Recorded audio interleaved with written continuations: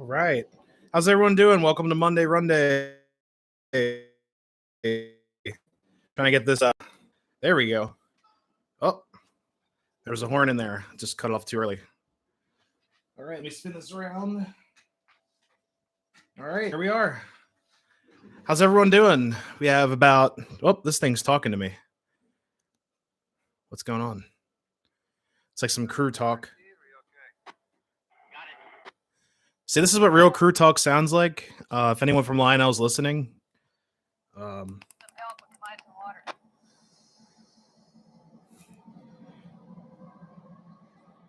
just a little bit of actual crew talk.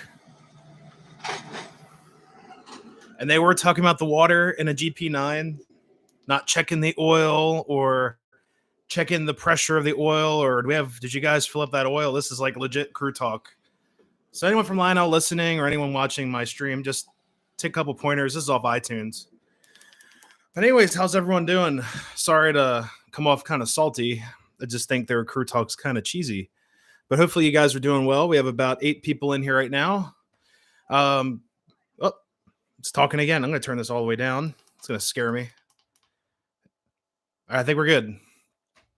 Now we got 10 people in here. Welcome to Monday Runday. Oh man, how's everyone's week going so far? I know it's only Monday, but you can kind of get an idea usually how a week's going by like the first, day or so.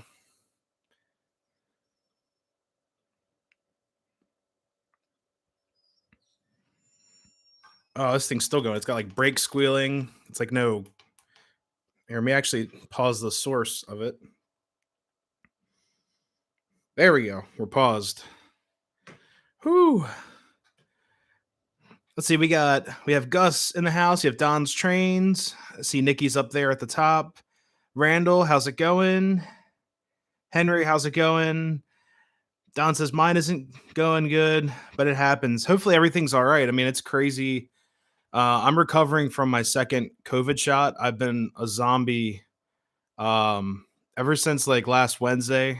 I've been in a lot of pain. I did not react well to the second shot. It put me on my butt for a couple days. I did film some really cool places this weekend that you guys will see. And when more people come in, I'll mention that.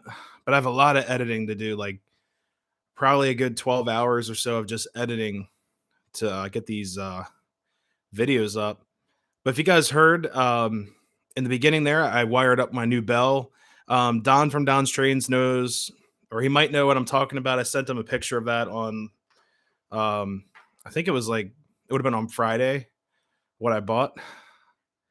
So, yeah, I was happy to get that wired up right before the stream. That's why the stream was kind of lagged, all because of a new accessory on the train garden.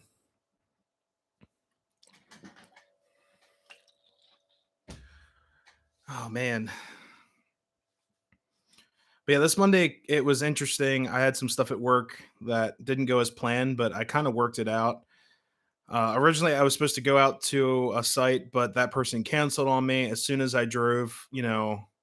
I drove like an hour and a half out of the way to get to a location. And they canceled, so it's like that's really nice. Thank you so much for letting me know. Let's see. Hey, Randall, how's it going? Hopefully, you're staying safe out there, well, or doing well. Live stream, it should be going all right. I got the door open downstairs. I do have the Wi-Fi turned on everything. I can make sure that um yeah, if the stream cuts out, I'll be right back. It hopefully it doesn't cut out. But last was it last Thursday, because I took off Friday because I was feeling so bad. I did a live stream just for fun, just a random stream. Train guard isn't. That's what I've heard. I've heard that from people.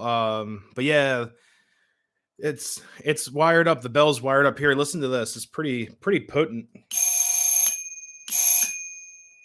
So I'll give you guys a close up of that. I think Don, is that a Marks piece? I think it's Marks. It has 0 markings on it, which is like typical Marks. It's either Marks or I'm assuming it's a Marks piece. but it's loud. I love it. It's up to your track or whatever. Track lock on. I guess you'd do it like an insulated rail type of thing. You look at the photo. Yeah, I think it's marks just by looking at the base of it, and there's like zero markings on it at all. Same with like a lamp I bought. I think I sent that to Don as well. It's an old Searchlight. It's up on the top. I haven't wired it up yet. I got to figure it out. But I did rewire it. It's just not wired up to the power. I'll give you guys a look at that in a few. But it's like the here. I'll show you guys the one I have. That one over there on top of the freight shed. That's a Marks piece. And then where is it? Over here. You can see it behind the ice house. That's definitely a Marks piece up top. Oh, you think it's Lionel? Okay. So that's probably like I don't know, like 1920s Lionel. That should be good. I know it's for standard gauge, but I don't care. I mean, I'm just having fun. Like I know it's not scale at all. Um it's let's just say this, if a no scale figurine's this tall, it's like that tall compared to it would be like 50 feet tall or something like that compared to a person. Yeah, definitely pre-war. Yeah, I know. I at least though it's pre-war. I'm just I think it looks like 20s. The way the wiring was done, it draws a ton of power. Like it needs to be on its separate circuit. I tried joining it up to my what is that? The activated switch tower that I have, but it was drawing so much amperage. It was either one or the other worked, or so much. And I don't know if it needed like a ton of amperage or not, but I wired it up separately on its own circuit. So I don't know how back then they used to wire these up with crossing gates, like the old school crossing gates, but that would draw a ton of power. I can't even imagine how much power that would draw across.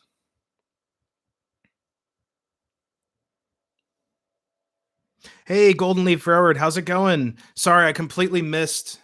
I am so sorry. I missed that comment. Welcome to the channel. Yeah, new subscriber. I'll give you a bell. I'll give you a bell ring. There you go. So yeah, welcome. Yeah, we got 171 subscribers now, which is awesome. Like I didn't know that would happen so fast. It's been a few months, but yeah, thank you all so much for being here and subscribing. And yeah, Golden Leaf, you'll have a good time. We do all kinds of stuff on this channel. Um, Adventure stuff, train stuff, roadside, a little bit of everything. Not so much a variety channel. Like I'm not going to do like food reviews and stuff, but I'll definitely do like different types of locations or historically important locations. So there we go. But yeah, welcome to the channel. Yeah. Let's see. Oh, Jamie, how's it going? Yeah, Jamie, I'll get back to your text in a while. I've been up here trying to get everything ready, and I recently got off of work again. One of those crazy days. It wasn't as crazy as last week. Last week, everyone, I got off of work at I left my office at like 5:30. It put me here at like 6:45. Then I had to get ready for the stream. So not as crazy as last week, but still a very, very hectic day, which is fine. I like staying busy. But for anyone joining in, welcome. I've got a bunch of cool locations to upload, and I'm probably gonna say this a million times. It's totally fine. Like if anyone asks what's going on, Um, so we went to Strasbourg on Friday, and we caught the motor car, the Lancaster, Oxford, and Southern motor car. Nikki calls it a trolley. Can't call it a trolley. It's a motor car. It's really a trolley. But hey, Van Dorn, how's it going? And Jamie said, "No worries. I had a super crazy day." Yeah, yeah. It's all good. Yeah, I'll send you a text right after the stream. Um, Thank you so much. Yeah, I had my first show in over a year last Saturday. Nikki streamed it. For some reason, Prism, what do you call it? Prism Studio, Live Studio. It's basically and everything. So I ended up deleting it. I'm sorry if you guys missed it. It was a fun show. The first song, the microphone stand fell on my head. As I'm playing a drum intro, it's because I'll blame it on the last band or someone was behind the set goofing around with stuff. I don't know if it was the last band or I don't know. Like everything was perfectly fine and set. We ran a sound check, didn't happen. I go to play the first song, and the base of my mic stand was underneath of my hi hat stand, which is basically for anyone who's a non drummer. I know Nikki said Van Doren Media is a drummer. Basically, it's your left pedal. If you're right handed, it controls your hi hats, which are two cymbals that clap and create a nice sizzle sound. My mic stand was under there, so I clamped down on the hi hat. That thing went forward on me. I screamed at my singer. He was oblivious, like most singers are. And oh, someone who heard and who say, Charlie. Exactly. Yeah, they sabotaged us. But yeah, I got caught under there and I was screaming at my singer. I was like, hey, hey, like help. And he was like looking at the wall, like completely oblivious. And I like ended up throwing it off of me. I was like, screw it. And then we had feedback the whole first song. Whatever, things like that happen. It's a live show. Even a professional stage, I've seen crazy things like that happen. I've seen pyrotechnics go off when they're not supposed to. I've seen drummers, drum heads breaking, sticks breaking, whatever can happen on a stage. The same here with live. I mean, I've gotten derailments here before. I've gotten like last week, one of my trains broke, and it was going around the circle and it just died. So live is live. We don't use click tracks. We don't use backing tracks. It's all us. So yeah, was definitely a try. Yeah. So hold up. The stream is acting up. There we go. Back. So we rode the motor car out. Did a little bit of footage there, and yeah, we're back. The stream did freeze for a second. Let me actually turn off. That's not good. There we go. That was actually the internet cutting out, which is fantastic. Cool. Fine on your end.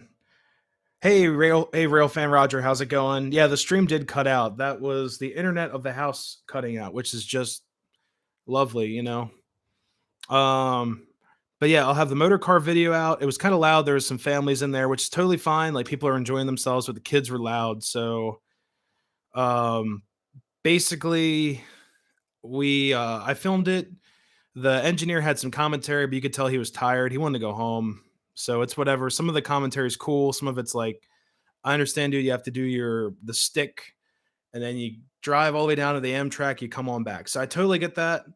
Um, whatever I can get out of that footage, I'll put on there. Got some great footage of the motor car, trolley, whatever. But that will be up soon. And then I have 475. We did the wine train, the wine and cheese train. That was awesome.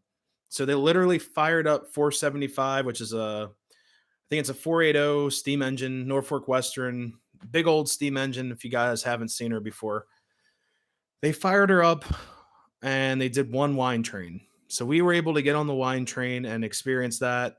Did a little bit of a food review on the train, kind of thing, like an experience review. Had a great time. So that will be up too. The third video, potential video, will be me at the Stewartstown Railroad, which is down the street from where I live. They are outside of Stewartstown, obviously, York County, Pennsylvania, like literally right over the line in Pennsylvania. Stewartstown Railroad. They let me film at their location. An amazing team. I ended up talking to the station master and two other operators there. Like I guess they can be like conductors or helping hands. I know one of them was definitely a conductor. So I spoke with them. The station master let me ride the train for free because I was filming, which is amazing. They were so nice and very accommodating. I didn't expect that at all. Yeah, there we go. 480 Norfolk Western. Yeah, she I like the new whistle, or I don't know if it's a newer whistle on that engine, but I really love that whistle. Whatever they did to her sounds great. Now it's a tie between 90 and 475. I was a huge 90 fan, but now they're kind of like tied. So it is what it is. But yeah, that video will be out soon. And Stewartstown was running a 44 tonner GE that they purchased in the 1970s. So it was so much fun to get out there and ride that train. It was a very bumpy ride, but they're doing so much track maintenance. They're privately funded. They aren't funded by the county or anything like that. It's all invested base and volunteer working only. So that video will be up probably sooner than the Strasbourg because I want to get that video out there to help advertise what they do. And it's such a great experience there too. Sierra number three's whistle. I'm not sure what that whistle sounds like. I'll have to look her up. But yeah, I was also at the NCR, and John Doe can vouch for me on that one. And I was like, "Where's the horn?" But I went there on a Sunday, so it's like a quiet zone until Nikki actually told me that too. She's like, "Well, if you go to the NCR, you won't hear the horn because it's church day." And I was like, "Yeah, I didn't think of that." But anyways, yeah, it was a crazy weekend. Or 382 whistle. Okay. Yeah, I'll have to check all of these out. like, I'm completely like green to a lot of these railways too. But I just had a great time there. We filmed a ton of stuff pretty much all weekend. I was just trying to get out and about to try to combat. Um, oh, quiet until. Oh, I totally forgot it's Palm Sunday. Yeah, I didn't think of that one. Yeah, it was like my parents called me. They're like, "What are you doing for Easter?" I was like, "When's Easter?" Because I've been like so far out of the loop of everything of recent.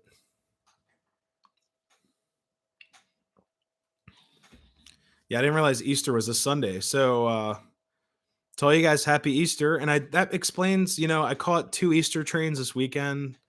That might explain why there was Easter bunnies on the train. So did they mention that on the actual train ride? Yeah, I don't know. Yeah, I don't remember. It's my fault. And also, I forgot to mention there's another video that will be up. I went exploring with Matt PG and also Emerald Sound Production, Randy from Emerald Sound. We explored the Union Canal. I'm still trying to get my footage to render down from the old gimbal app I was using. So the Zion gimbal app is trash on my phone right now. I have basically it's like 100 gigs of footage. I took everything in 1080, but the app turned everything into like 4K. It was like 4K. I don't know if it was 60 frames a second. I don't know if it did like 120. It did something ridiculous. So it's basically 100 gigs I'm trying to compress. I haven't had time to sit there and do it, but that video will be up one of these days. So yeah. Yeah, it was a great week to get out. Doing like railfan, um, just really anything, like even just chores around the house and stuff. But I was out filming everything. Get roasted. Yeah, the roast of Nick's Crossing. I'll just sit there and just laugh. I mean, I wouldn't take it very seriously.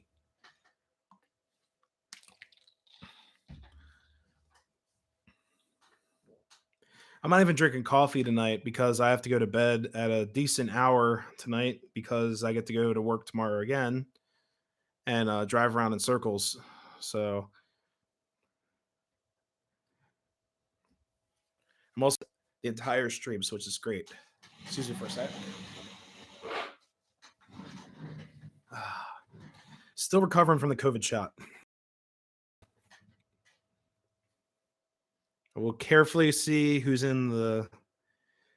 All right, cool.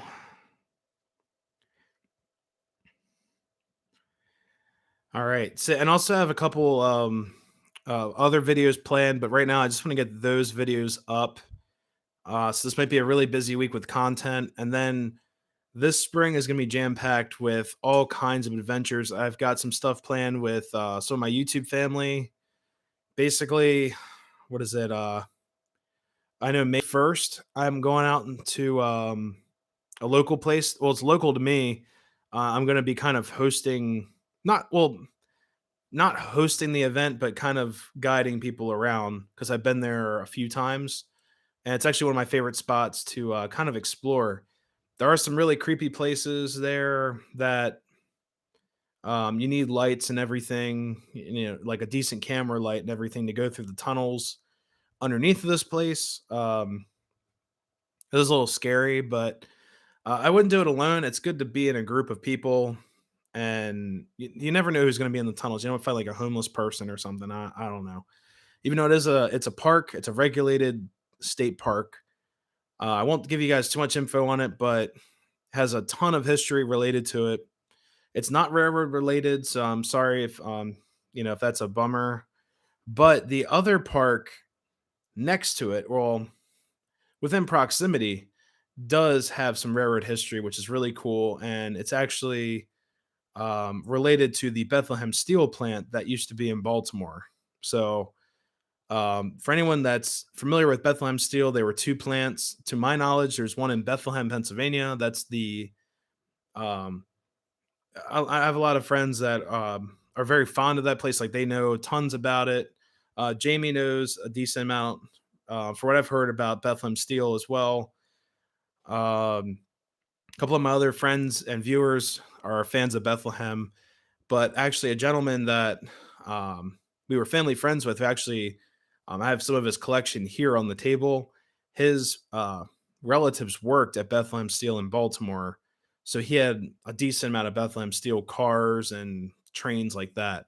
I think we have like a saddle tank up on the wall, a box car, a gondola. We also have a it's called Patapsco Northeast, I believe. Um, that's also on there. That's related to the steel industry. Rail fan Roger, what are you doing this summer? I don't know.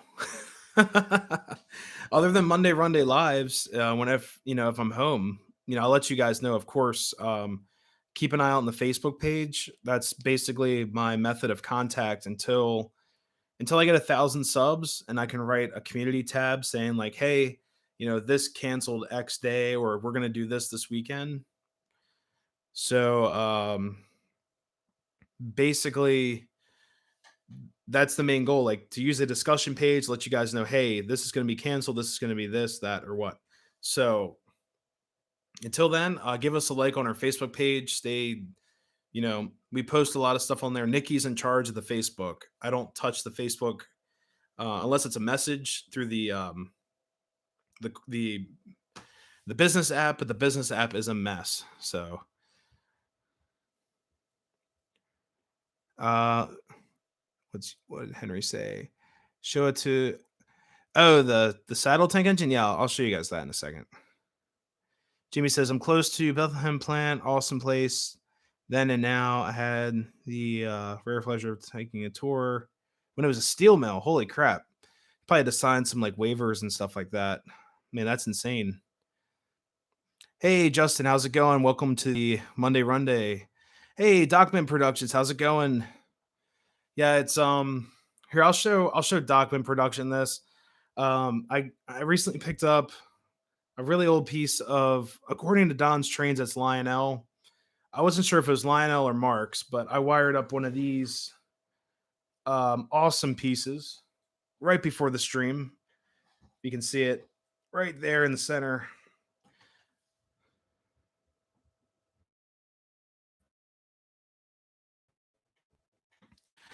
Real fan, if you want, maybe, yeah, just let me know. Just send me a message on Facebook or whatever, and we'll work it out. But yeah, I don't know. Document Productions might know. Do you know what manufacturer this accessory is by any chance? We're thinking it's Lionel, but I wasn't sure because it didn't have markings on it. It might be Marks.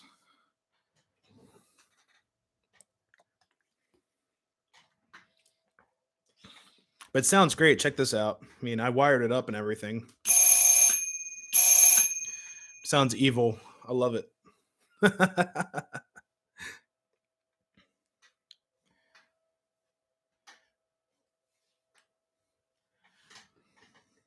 Took a tour of the Utz potato chips factory and Ben and Jerry plant how they make ice cream.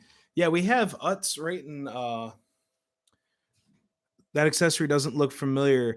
Yeah, I think it's Don's Trains has a lot of like it's definitely pre-war and Don collects a lot of pre-war. I have a ton of pre-war as well. This is like my first pre-war activated accessory that I've had in a long time. I had stuff from my great grandfather. It's basically on a tether and you kind of pull the lever down and it locks in place for a semaphore, like stuff like that. So yeah. Oh yeah, so the Utz factory I believe is in Hanover, Pennsylvania, which is like about 45 minutes away. We're gonna do that one of these days. I don't know if they allow filming or not, but it'd be cool to at least check it out. So, evil train layouts for Halloween. Yeah, I have my camp scene up here that is finally done. I worked a little bit on that this week too with the lighting.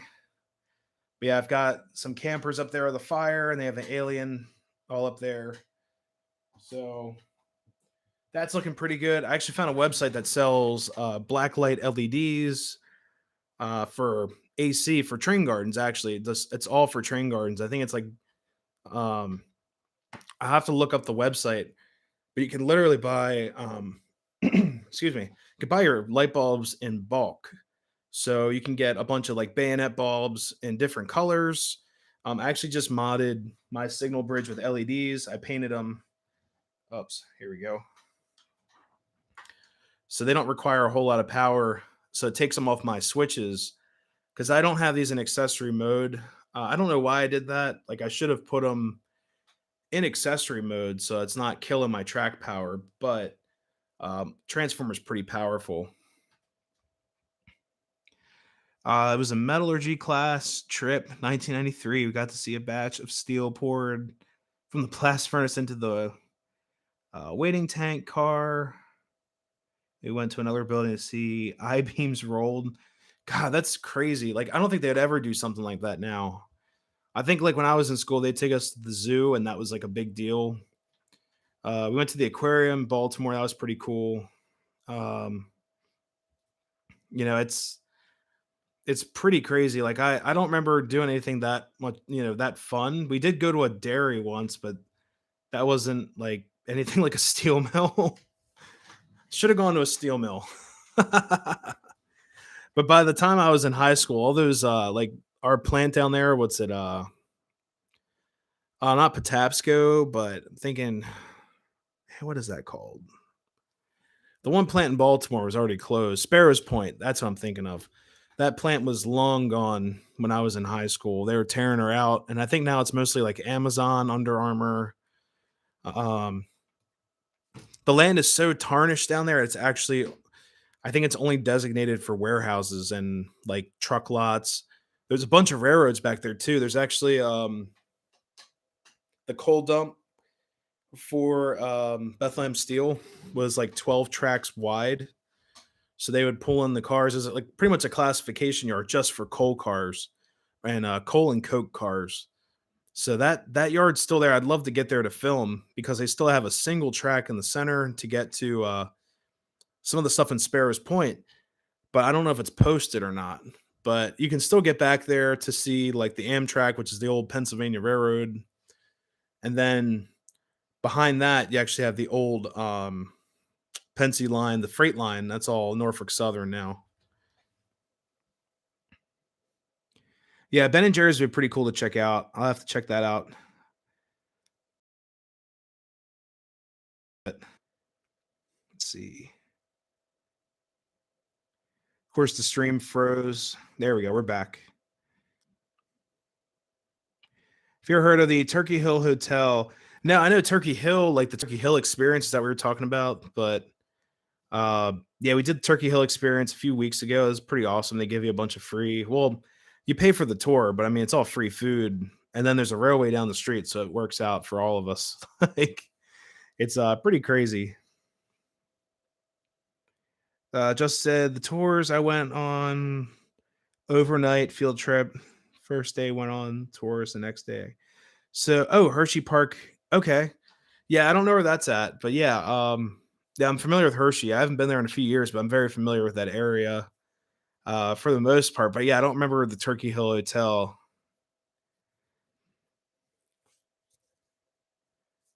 Always see from the highway pass by. I keep saying I gotta get back.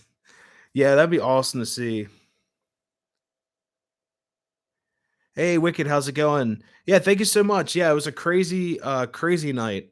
I know that's a Kiss song, "Crazy Nights," but was also what do you call it? It's a Japanese band.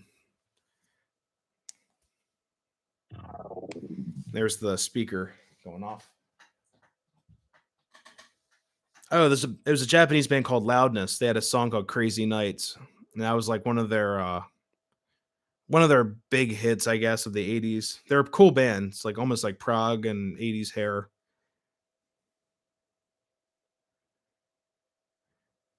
Oh, nice brewery instead of a hotel. Oh wait, sorry, the brewery is next to the hotel. There you go. That sounds like a good time.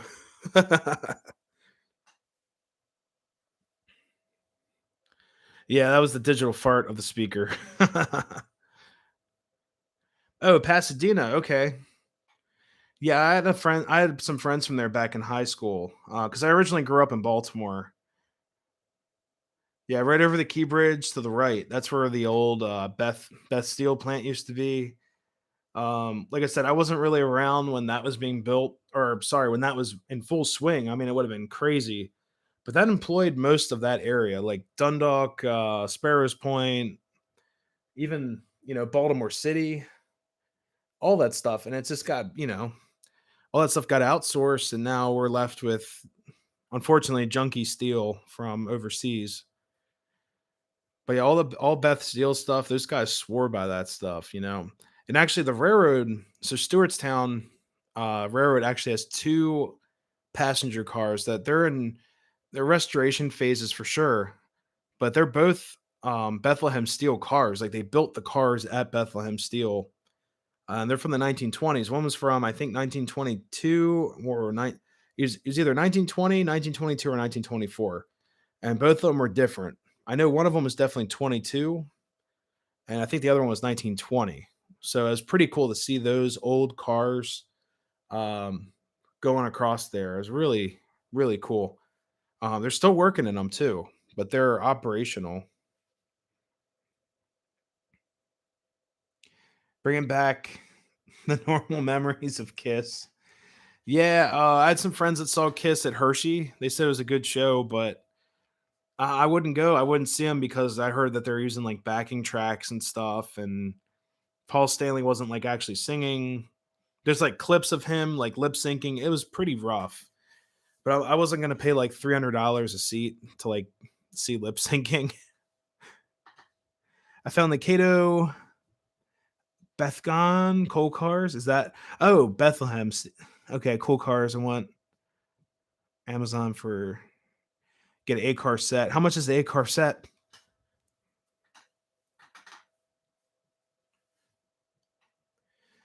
Yeah, I want to get more. I want to get some more Conrail stuff too. Like I don't have any Conrail, and they're pretty cool. I like the blue. I had one Conrail car. I actually gave it away to a friend of mine. It was brown. It wasn't the nice blue color, but it was also like a shrunken down, like 027. It was even.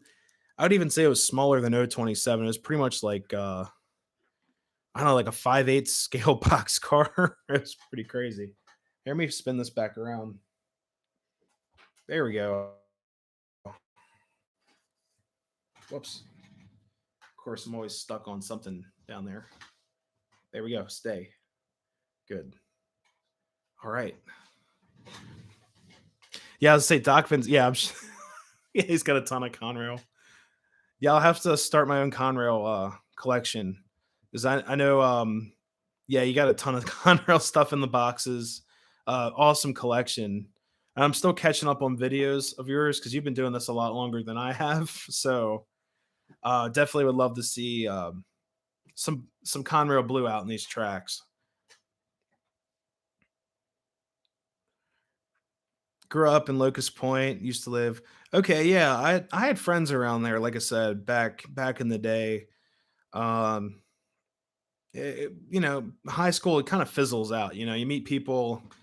Didn't have a whole lot of friends in high school. I was basically just doing music and all that stuff, and it kind of set me aside from other things.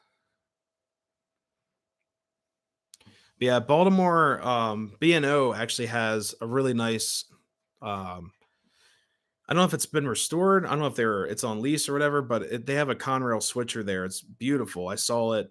Um, what was it? I saw it when they pulled out the newer engine, that EMC engine they just fixed up.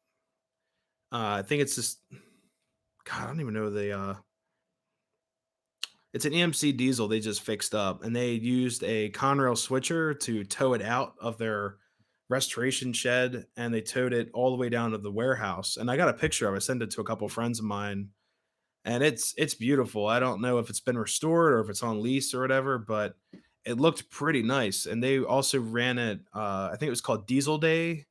Uh, Before all this stuff happened with COVID, they used to do something called Diesel Days, and they literally set up every working diesel that they own in a line. They kind of do like a show. So they started out with their switchers to like their um, like you know mid-range diesels, and then they go to their the like F7 that they have and all that stuff. It's pretty cool. I think it looks great too. Yeah, that GP7 or it's a GP30. I'm sorry. Um, yeah, I've been in it. I love that. I'd rather go on that one because they open them up. They have the Conrail there, and then they also have um, oh god, what is it? Was it EP3 diesel or not diesel? It's electric. I think it's an EP3 if that sounds right. It's strictly Pennsylvania, has the overhead catenary wires. It literally looks like a GP that they just shoved a pantograph on top. But they sometimes will open up that engine and show you the cab, or they'll show you the Conrail. I like the Conrail a little bit better because it shows you that pretty much that conversion period between, you know, Pennsylvania, Pensen, and then Conrail, and it goes right up to almost modern day. I guess modern day equipment, I guess you could call it. So it's kind of like a step back in time because I think that engine is from I think it's from like the late 60s or early 70s, but they just kind of, you know, probably upgraded the traction motors or fixed it up, but it's a great piece.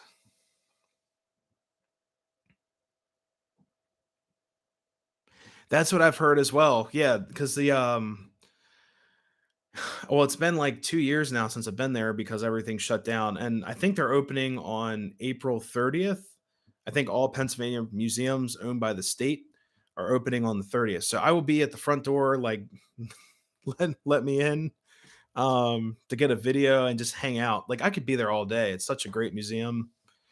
But yeah, I've heard that too. It's like, yeah, we could fire up right now. There's just an issue with something. And the one guy didn't know what it was. It was kind of funny. I really wish they could get one of those. I wish they can get a running GG1, but that may never happen. It's going to cost a ton of money,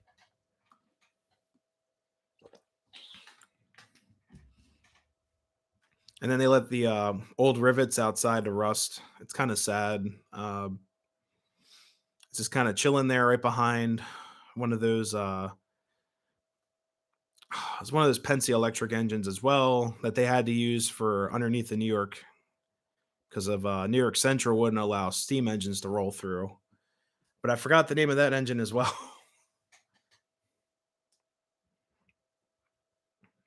Like the old trains you see in the cowboy movies, they were always my favorite. So yeah, we got one of those at the NCR. Depending if John Doe is still here, let me see. No, John Doe is not. Oh yeah, there's John Doe. Yeah. So yeah, we'll send him to the NCR. Yeah, because the NCR's got a gorgeous reproduction steam engine from 2013. But yeah, definitely come down and visit that when they open up. Their steam engine will be running hopefully this summer. I'm really hoping when that happens, I'll be down there. I'll be running down the street, um, filming that for sure. And they'll probably call out, tons of other rail fan people as well.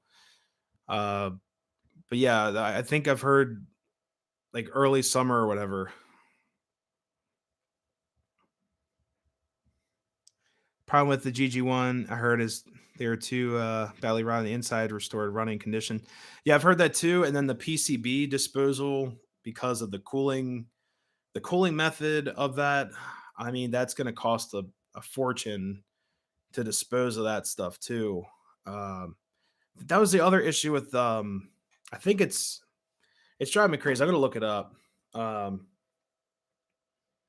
the other engine that the Railroad Museum of Pennsylvania has that is electric has the same exact issue as the GG1 with the PCBs.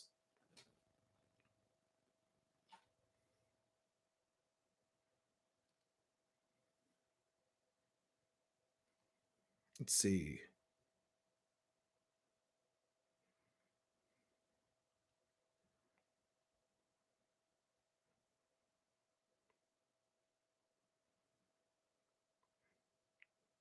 I'm looking at. Let's see. I'm on.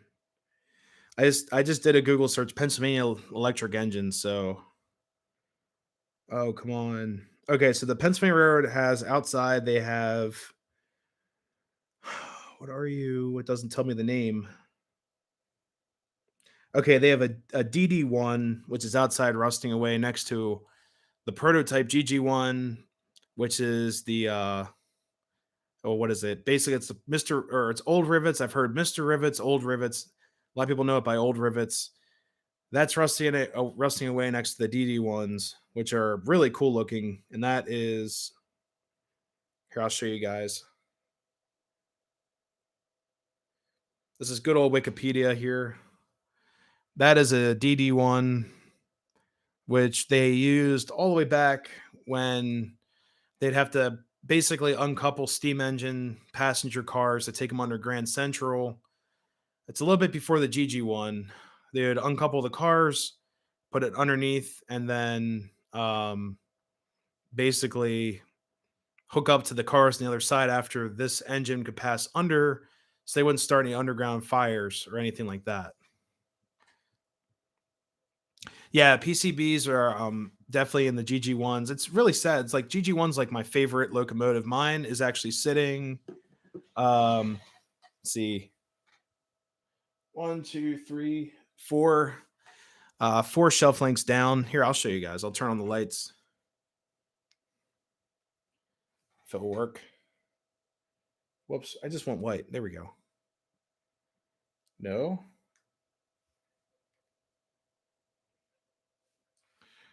Well, you guys can see it. It's basically was it one, two, three. This guy right there, that's my GG1. I only own one.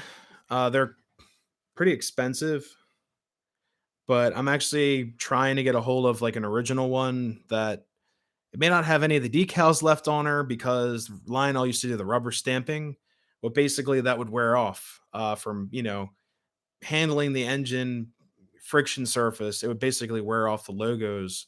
In the 70s, there was a very famous artist. I'm not sure what his name was or is.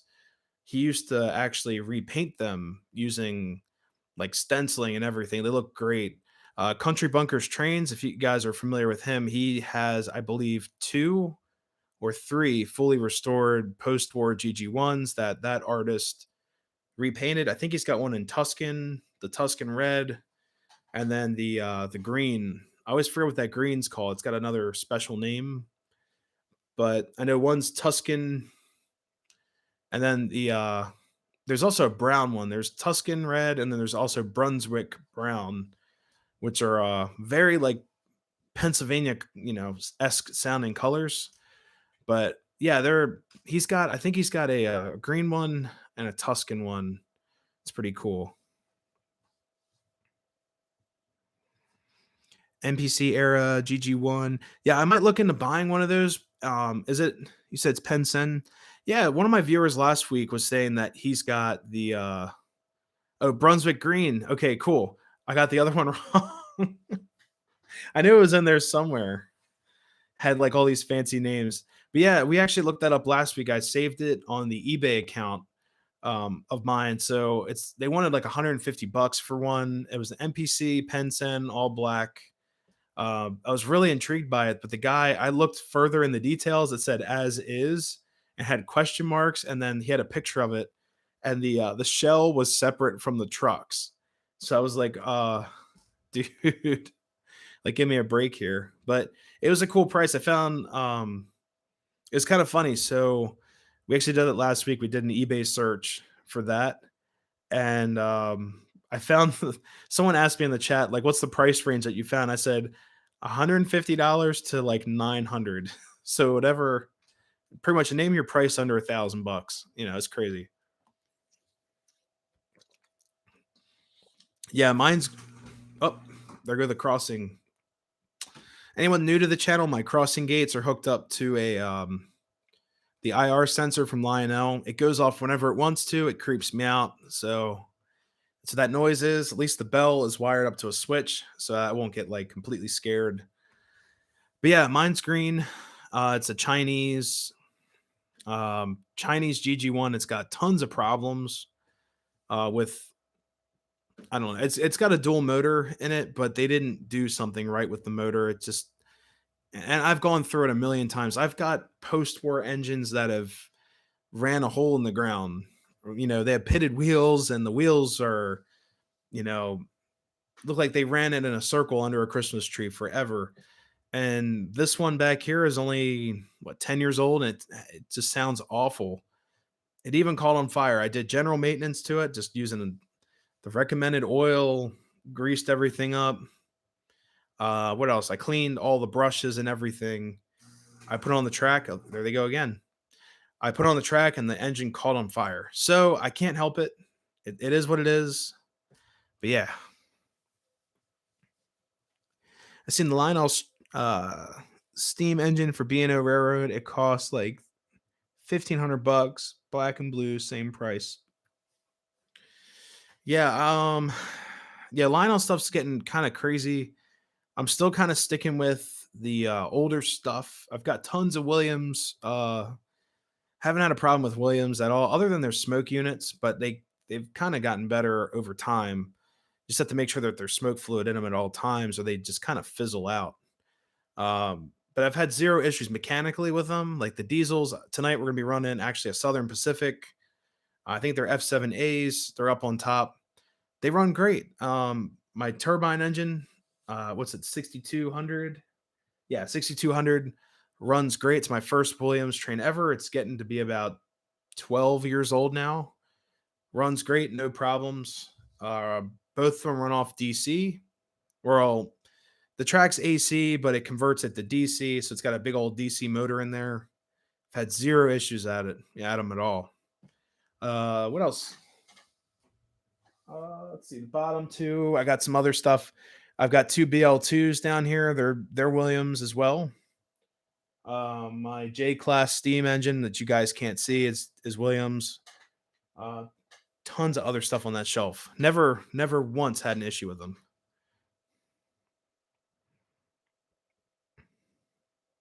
I've had a few fires. Oh my god. I've had okay. I'll let you guys know. I'm not perfect here. Okay, I've had two fires. One was the Chinese GG1, which is right there, and the other motor that caught on fire was a motor from a well, it's not on my workbench, but it was a motor for a 248 or 252 pre-war motor that was given to me at at a train show. The guy said, "Just take it." I cleaned it up, got it all working, and then um, it was running one day, and it caught on fire. Did everything right, no WD-40. I didn't use anything flammable for the lubricants or anything like that. It just went. Poof. So those are my two fire stories. Actually, no, I have a third fire story. Not sounding good here. It was also out of my control. Was running a New York Central Flyer. It's a Lionel starter. It came with The steam sounds tender, which sounds great. I love it. Still works this day. The engine was a four, I think it was a 442 New York Central Flyer from like 2008. It's right before Lionel started um, basically making all their starter sets 080s. It was a four. What was it? It was a 442. Yeah, 442. Ran around the track Christmas Eve, right? Everything's going great. My uncle points over, he's like, "Hey man, that train's on fire." And I'm just like, "Yeah, it is going kind of fast." He's like, "No, that train is on fire." And it was from the smoke unit was all plastic, which I don't know who came up with that, but the smoke unit was all plastic. It caught on fire. So that is my third and only fire story. I think that's yeah, it's pretty much it with excuse me, with fire stories. I heard Williams will run. Yeah, yeah. So the F3 AA set. Here's a great example. I'll be right back. If Docvin's still here, I'll show you guys what he's talking about. Yeah, he's still here. Cool. So I'll be like 2 seconds here. Here we go.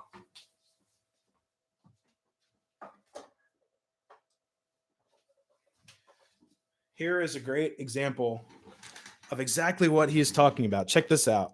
You look at this once. Okay, that's Lionel. It's post-war. It has the same exact number, which they didn't put the number on here. But basically, this is the same exact style as the post-war New York Central, um, yeah, New York Central F unit right here. This is the dummy unit, and it weighs like a lot. It's got a lot of weight to it. These things will roll and roll and roll. Actually, sorry, this one's the motorized unit. Okay. So this one actually has the dual motor. This thing can pull a crap ton of cars. Um, they're all geared just like the post war in a way, other than having these block looking trucks under here. But these are very nice. You have brass rollers, they're all sprung. They glide right over the track. These run extremely quiet as well. It just runs two AC converted to DC motors on each truck. But yeah, this looks exactly like the post-war Lionel. I actually had a guy tell me, um, I was showing him pictures of the channel and stuff like that, and he said, what model? Like, how old is that?" I said, "It's brand new. It's right out of the box. It's Williams." And he said, "Okay, cool," because he had a B unit that would match, which is kind of, for what I've heard, it's rare to find a B unit in this scheme here. But he wanted a lot of money for it. He wanted upwards like 250 bucks for the original Lionel B unit, which is pretty cool. But yeah, stuff like this. Also, my Santa Fe's.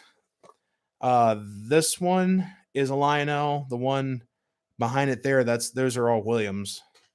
So yeah, it's pretty cool. Wicked said, "Clean the craft desk now. Now cutting mat looks small."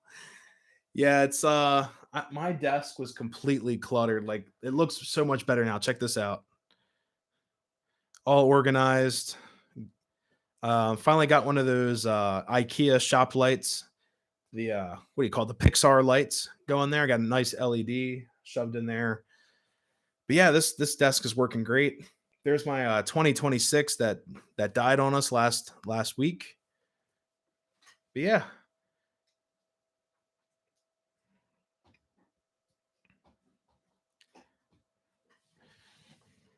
I've got to slip away for a little bit.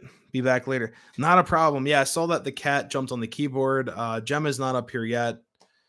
She tipped over some stuff. I've been keeping the attic door open just to get air up here and whatever, but she wreaked havoc on the towns. So, but yeah, whenever you're back, yeah, it's all good. Remember the Lionel F3 AB sets and the 80s catalogs? Yeah, I picked up. Well, actually, I was given the newer catalog. I lost it. It was like this thick, and I lost the catalog. But then I looked it up online. But yeah, these these might be from the early 2000s or so. These are all new old stock when I got them. Still in the box. Even though the Williams boxes aren't really worth anything. They're not very like sought after or whatever. So, but yeah, I wish, I remember getting catalogs and stuff and just looking through them, like old catalogs and things like that. I just I like having a tangible catalog. Just having the online catalog just doesn't really do it for me. And I actually found a bunch of catalogs that were given to me for Christmas, and you could see like people would actually circle them, like kids would circle them, like back in the day, and with like a pencil. And one kid actually wrote like his allowance money until he could get the train. It was insane. Like it was for an accessory. I think it was for the operating gate or the gateman.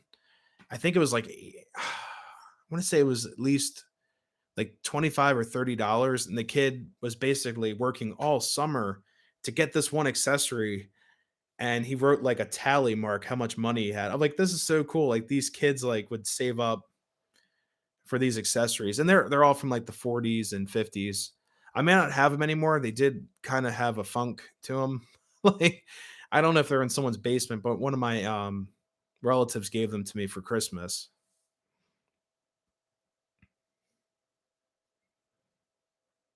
Wish I was that organized. Yeah, it's not that bad. I need another Tupperware container. Like you guys aren't seeing the floor right now. The floor is a mess. I've got the Menards box is still here. I got a box of like tools and stuff. I need to get like one of those organizers from like Michaels or like Joanne Crafts or something like that. Like one of those Sterlite organizers to put under the desk. Get all my tools off the ground.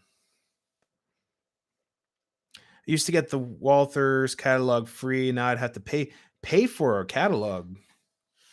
Yeah, the guy at the train store for the newer Lionel stuff, he was like, "Just take it," and then he gave me the American Flyer catalog, which is pretty much it's a Lionel catalog in a way, I guess.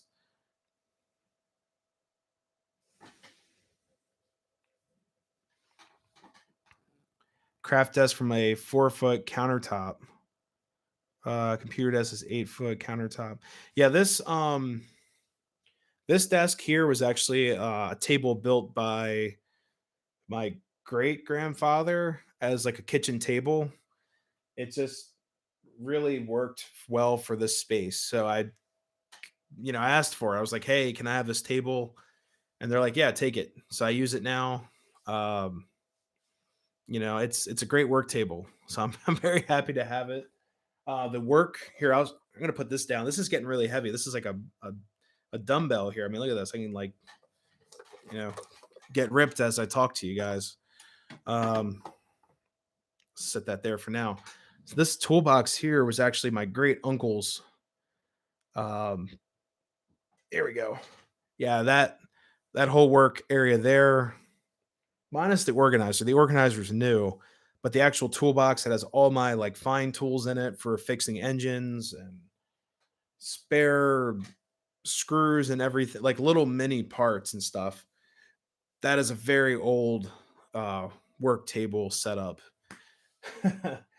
Completely filled with tools. So basically I hit up the local Sears right before they closed and I got a bunch of craftsman stuff for like 80% off. If you guys remember Sears, they recently went out of business, at least from where I lived originally.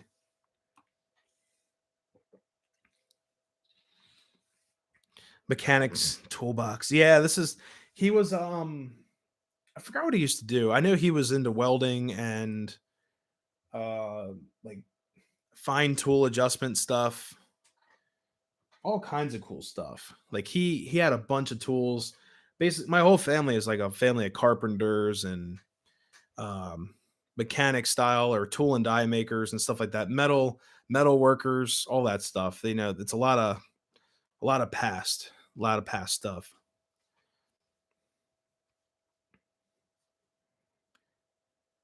Can't stand most online catalogs. Yeah, the Lino catalog. Um, I won't be buying anything from that at the moment. Like I'm on the fence about buying some newer Lionel stuff only because of a recent incident that one of my viewers through a bunch of other viewers and friends of mine through YouTube, they did a run day at his house and one of the engines actually died during the run day. I think it was the Budweiser train. I know it's a starter set, but still, it's still a brand new train. His Budweiser train just blew up pretty much as soon as he ran it around a couple times. Mechanics toolbox. Yeah, I miss Sears too. Sears actually had a decent amount of like Christmas stuff you could use on train gardens. You could use it for like under your Christmas tree, doing like a Christmas setup. They had all that stuff. I don't know if it was like Department 56 style houses, like the ceramic stuff, but they did have like figurines and snow and trees and light poles for a decent price. And then after Christmas is over, you just walk over there and you know get up on the sale. Like it'd be like 50% off or whatever. Just get a bunch of train garden stuff. Some of my stuff here is from that. I gave a lot of it away to one of my friends that runs strictly a Christmas or winter scene garden. I gave all my snow covered figures to him. Is it wood? Are you talking about the desk or the toolbox? The toolbox is metal, and that is like that toolbox empty is like 15 pounds. It's like straight up stamped steel covered with like a metal paint. Looks really cool. It's like a blue green paint. So I love that.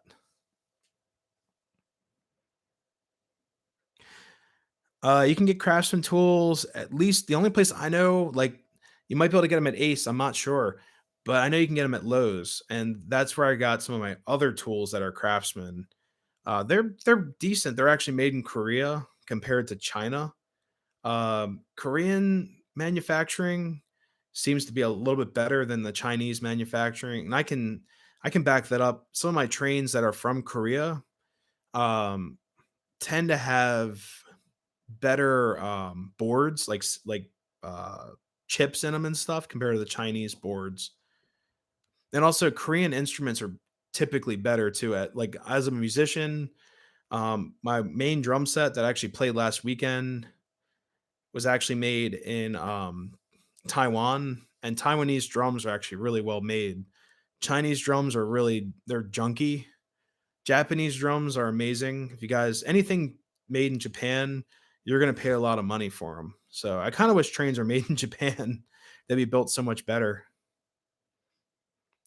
Not too impressed with the Lion Chief line. I heard a few horror stories of starter sets blowing boards or speakers. Yeah, that's what happened to my basically it's through a YouTube connection. He was running them around and Budweiser wasn't drunk driving. It was just bad a bad build. Here, I'll put this on the floor very carefully. But hey, let's get some trains running. So see only what's it? Oh, Ace has them. Cool. Yeah, I have an Ace local. The closest Lowe's is like in York, which is like what's that? 15, 18 miles up the road. So yeah, Ace is local. So I'll check them out. Kato is made in Japan or Kato. I call it Kato. I know people call it Kato, or I've heard all kinds of things, but yeah, I call it Kato. Um, not as anything mean. It's just what I've been told it's called.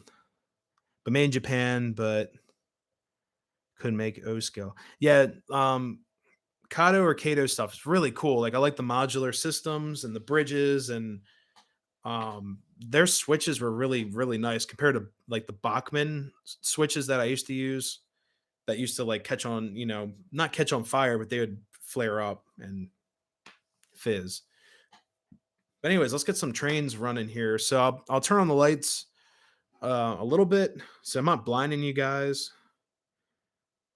I was still looking up that Pennsylvania electric engine. I failed you guys on that. I'm gonna find it again.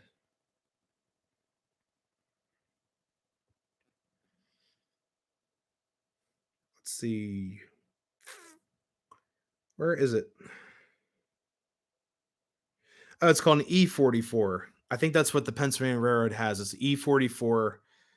Let me make sure that's the correct one. E44 locomotive. Yep, there she is at the Pennsylvania Railroad. And that was also a Conrail conversion too. They just painted her back. So there is an E44 as a Conrail right there. And they have one of these at the Pennsylvania Railroad Museum. And there's, let's see, let's go back. So as we were talking about like PCBs and stuff like that, there it is again as a Pennsylvania Railroad livery or color, color scheme there. Um, but yeah, that engine also could run. Um, right now, it's just they can't because of the PCBs. It's considered a carcinogen, which is it's kind of crazy. It's a beautiful looking engine. I wish I could see it run, but it needs that whole conversion. I think it's the transformer, basically the transformer cooling system on there. All right, let's get these lights on a little bit. Um, let's see. We'll do a night run. That'd be cool. Let's wait for this app to kick in.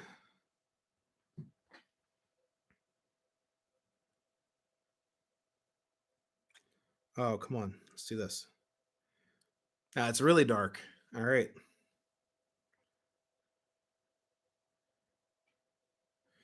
All right. I just got the lights on. Sorry about that.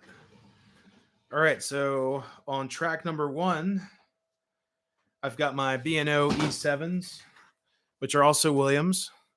On track 2, I've got the Pennsylvania turbine engine, which is right here. There she is. And up top, I got my Southern Pacifics with a bunch of just different cars. I got a Southern Pacific caboose up there, just a couple of MPC era cars. The Southerns are also Williams too, so they're gonna be a lot of fun. Actually, I have all 3 tracks have Williams trains on them. So let's get these started up. All right, so see, I'll do the outer loop first here.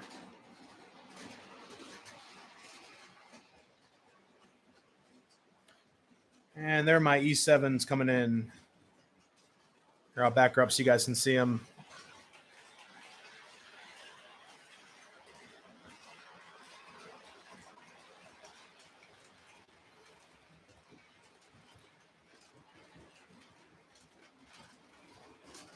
Get these guys rolling.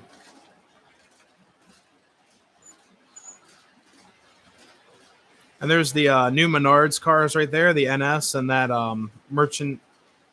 merchandise box car.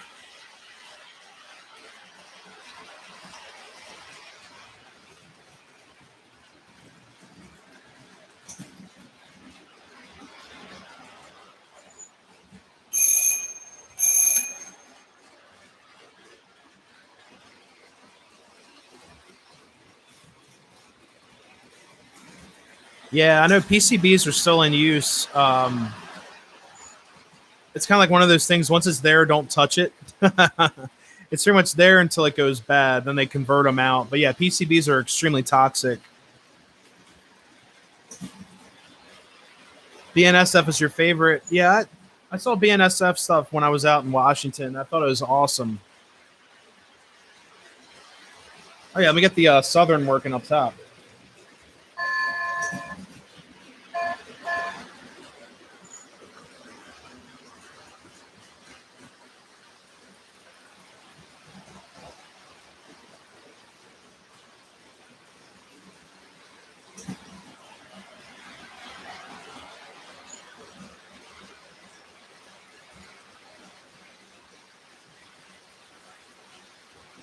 There we go.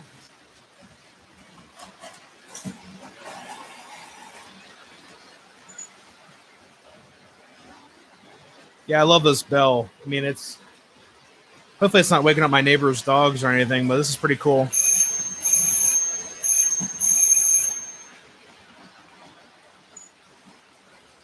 I should actually set one of these up as my alarm in the morning. That actually get me out of bed.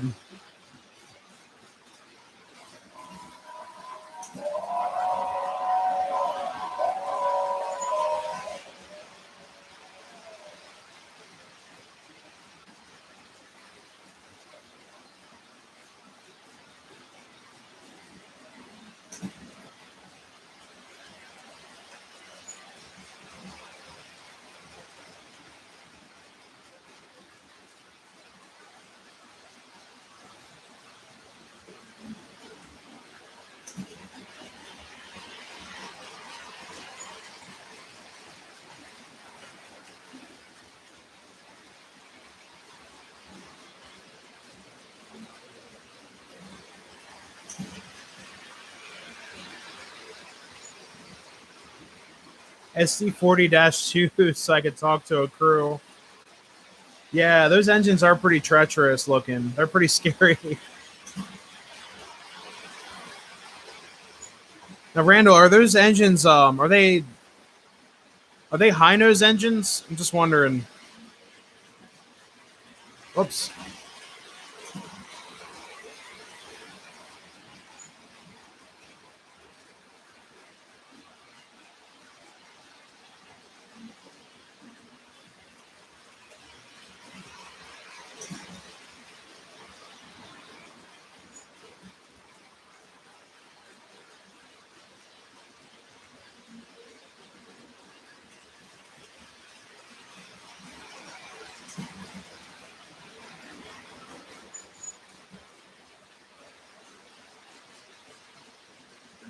Yeah, I was gonna say, Randall, I'm working on it too. It's like I've been doing a lot of biking and stuff like that, and then running around railroads and stuff. I'm just getting exercise all the time, so it's been definitely a challenge. But yeah, I could lose about 100 pounds too.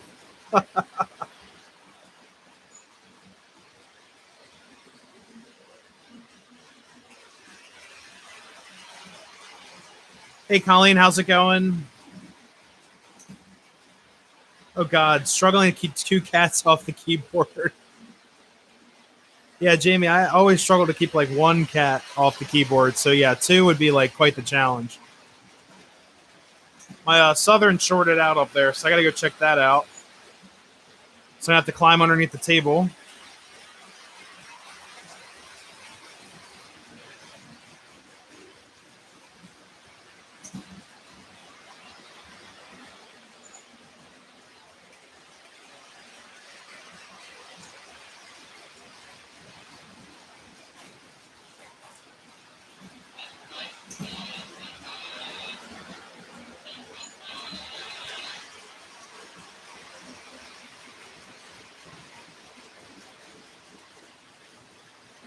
Yeah, here's one of those like lovely MPC horns. Listen to this.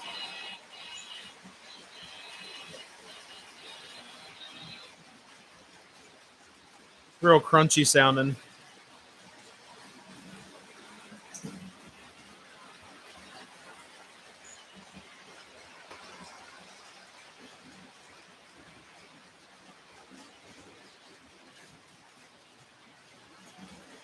All low nose locomotives, the ones that power the local, are ex Burlington Northerns. Yeah, I actually saw a Burlington Northern the other day. It was weird. It just had green and green, black, and white.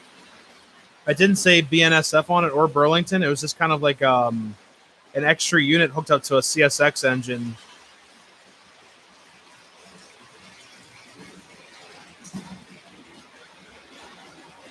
Scale Trains newsletter. I'll have to pick one up now because now that Scale Trains is going to be making the MTH stuff, I would like to be in the loop what they're doing. But yeah, I'm going to change out the top engine. It's I think it derailed. I don't know. Let me check it out.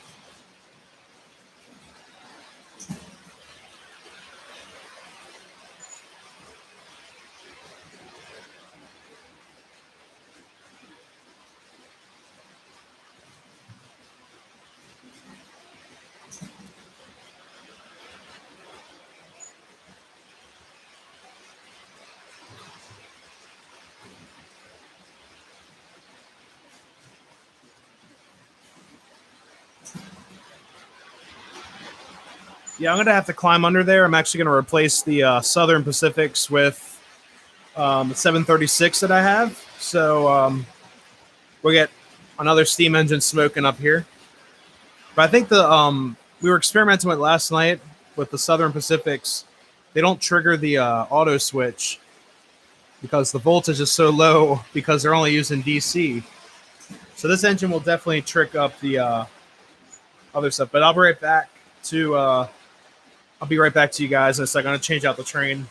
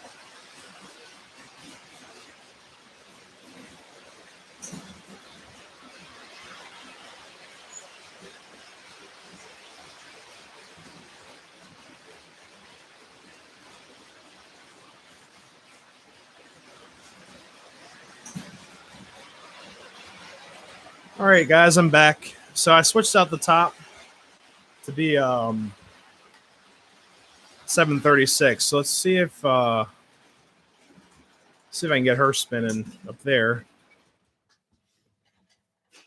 Let's see. Um, let's see. I missed a couple comments. BNSF replaced the original number boards with these boxy looking number boards, and it makes them look weird.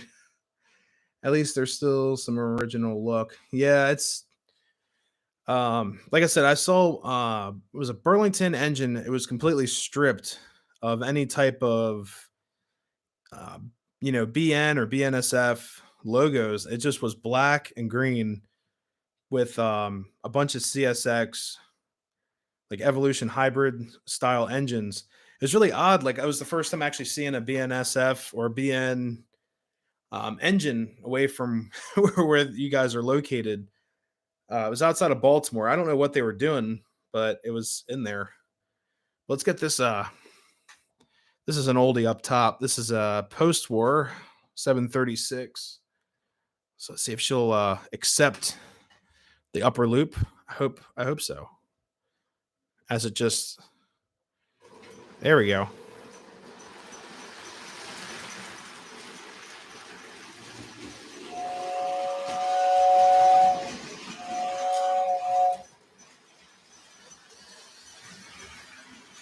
All right, I think it's taken it.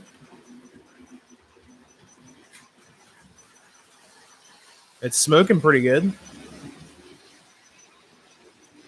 All right, I think we have a winner up top. This engine has magnet traction, so I'm not worried if it flies, around the track.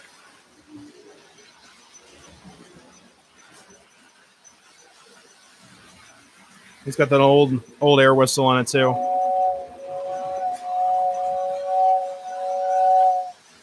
Nice and loud.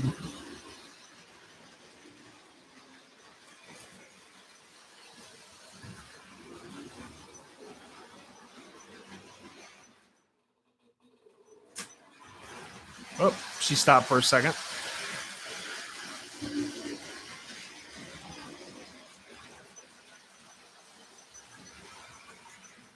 Yank off the original cab and put a GP ST40 style cab on them. What? That's crazy. It probably costs a lot of money to do that. Jeez. The X Santa Fe GP30 still have their original cabs though.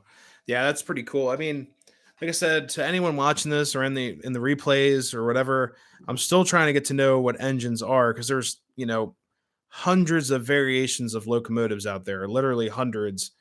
Steam engines, you have like your typical Hudsons, you have your Streamliners, um, Berkshires, K4, J class, S class. The sky's the limit, really. With steam engines, each company had their own niche. Like the Reading T1, is very iconic to the Reading Railroad, just as the K4 Pacific was extremely iconic for the Pennsylvania Railroad. You have other engines like the Hudsons. A lot of railroads purchased Hudsons or Prairie engines. Um, Getting to know what engine is which, what they operated on, what they're used for. A lot of steam engines you just look at and say, okay, cool, mid-size engine. You say the wheel arrangement like a 480, just like or sorry, a 280, 475, stuff like that. I'm just trying to get used to saying, or seeing those types of locomotives. For diesels, I'm getting a little bit better, little by little. Honestly, I need to sit there and just study locomotives. Um, like GE, like I saw my first 44 ton, or they call it a 44 tonner at Stewartstown. First time seeing one, first time riding behind one. It was just great to know this is a different type of engine. There's tons of GE engines that I'm not too familiar with. I know, or at least I think they made the U-36, or they call them U-boats. I think that was a GE. but there's also tons of Alco engines. I'm not even getting started with them. It's for me, it's difficult to identify some of those engines, but it's all out of respect. Like you guys know, some may know more than others, but you know, it's new for me classifying locomotives. All right, so I'm gonna get all these guys running again. Let's try doing a night run real quick and mess around with some of these accessories. The bell is working really well, so it's pretty cool. Let's hope it doesn't wake up my neighbors or their dogs or whatever, but it is kind of ear piercing. But yeah, we'll get everything set up. I'll do a different camera view here, going over the whole town. There we go. Now, actually, we'll do a night run. It's got to mess with my lights. Speaking of different steam engines, Pennsylvania is one of the only few states that's a state. Yeah, yeah, we have the state steam engine is the K4, which I found out when doing my K4 video is really cool. Um, yeah, I didn't know the GG1 was a state locomotive too. So that's another iconic locomotive. I believe GG1s were produced by GE. If I think that's correct. I think they're all General Electric. I think BNSF refers them as GP39 dash twos.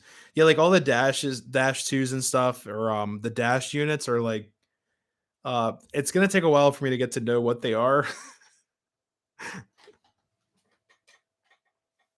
Yeah, we have official locomotives.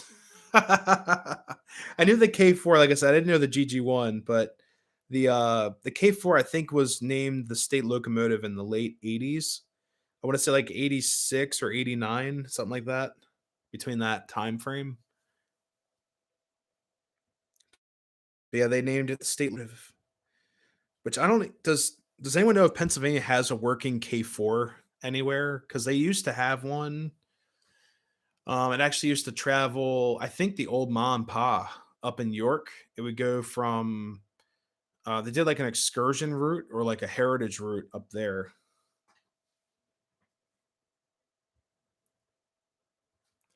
Long live the Pensy.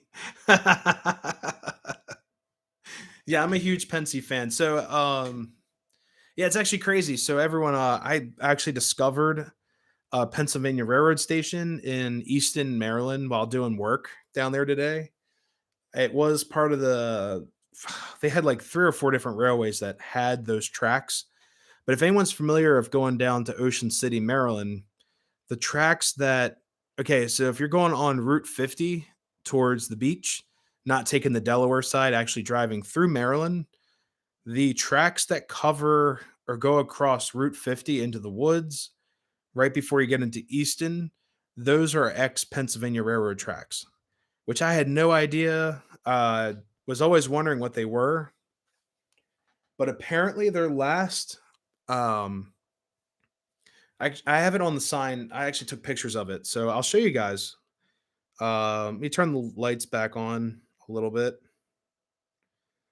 Don't want to blind y'all, but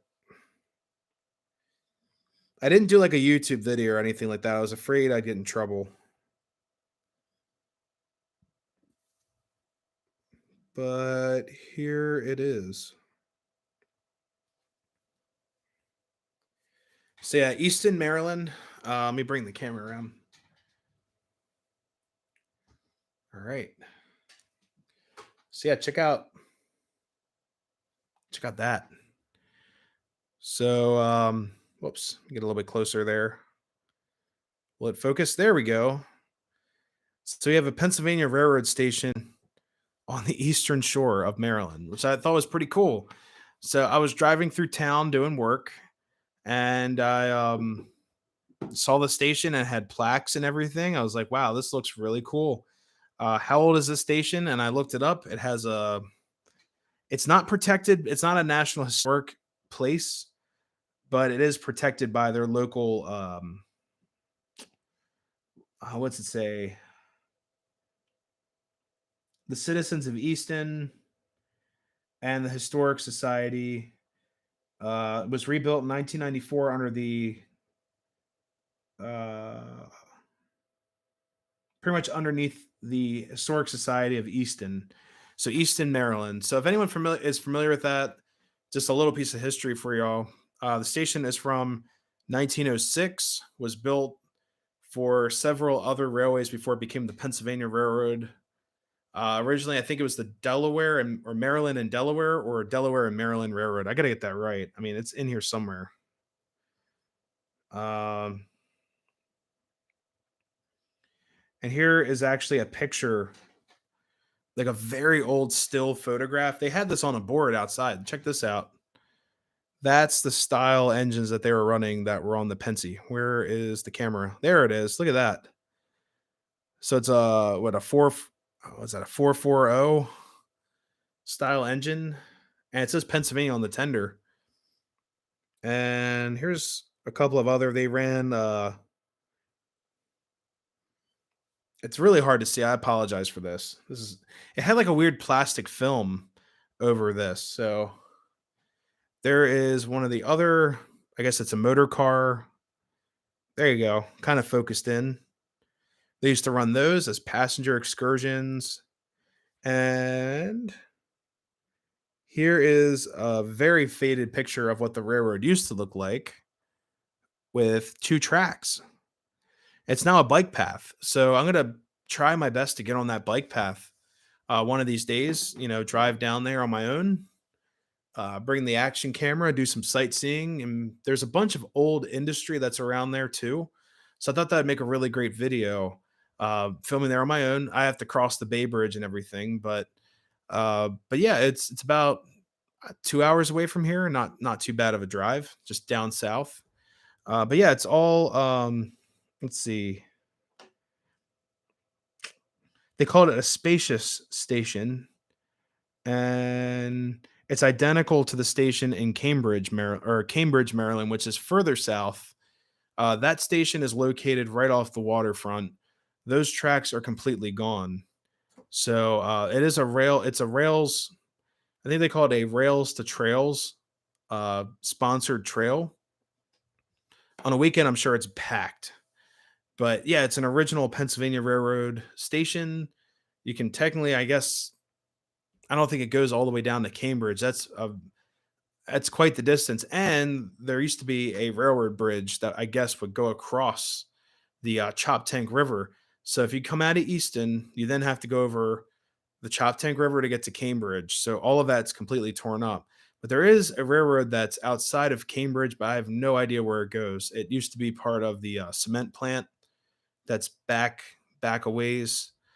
Just really cool history here. They actually have a picture of the coaches and some of the cabooses or caboose they would use. Like here's a still photograph of a caboose on the tracks there.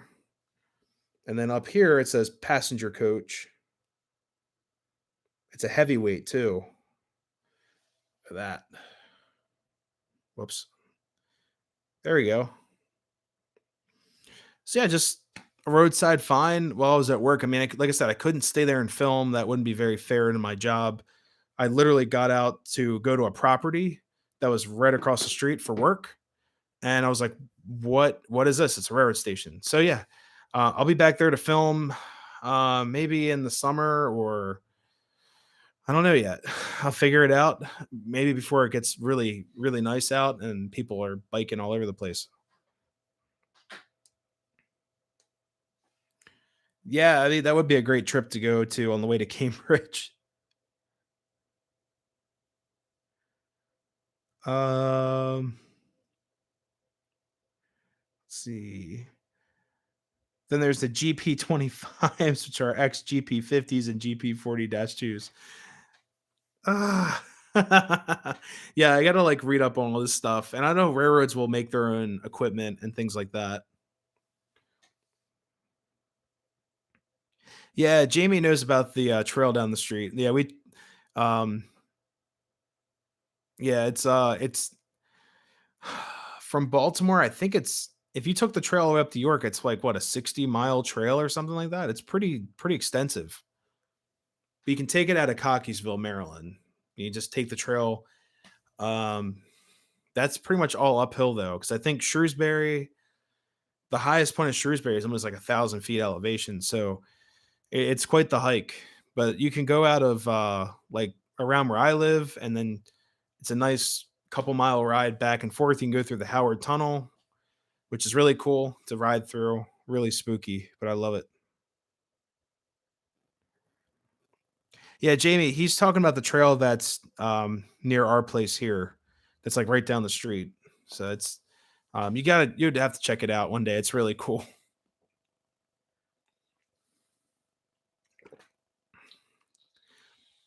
Yeah, I love those Pensy caboose or caboose or caboose. I don't know. I want to make a petition to call multiple caboose. If anyone's cool with that, just we'll make a petition. um, yeah, it's like we have. Well, New Freedom has three Pennsylvania caboose or caboose. Two are in the well, two are actually owned by York County. They're part of the New Freedom Train Station Museum. I don't know if they used to let you walk through them. John Doe might know what's up with them. Um, I know that they used to have like an exhibit in the station. It's just been closed because of everything going on. Next to Rail Trail Cafe, which is awesome too. That's a great place to catch a bite to eat.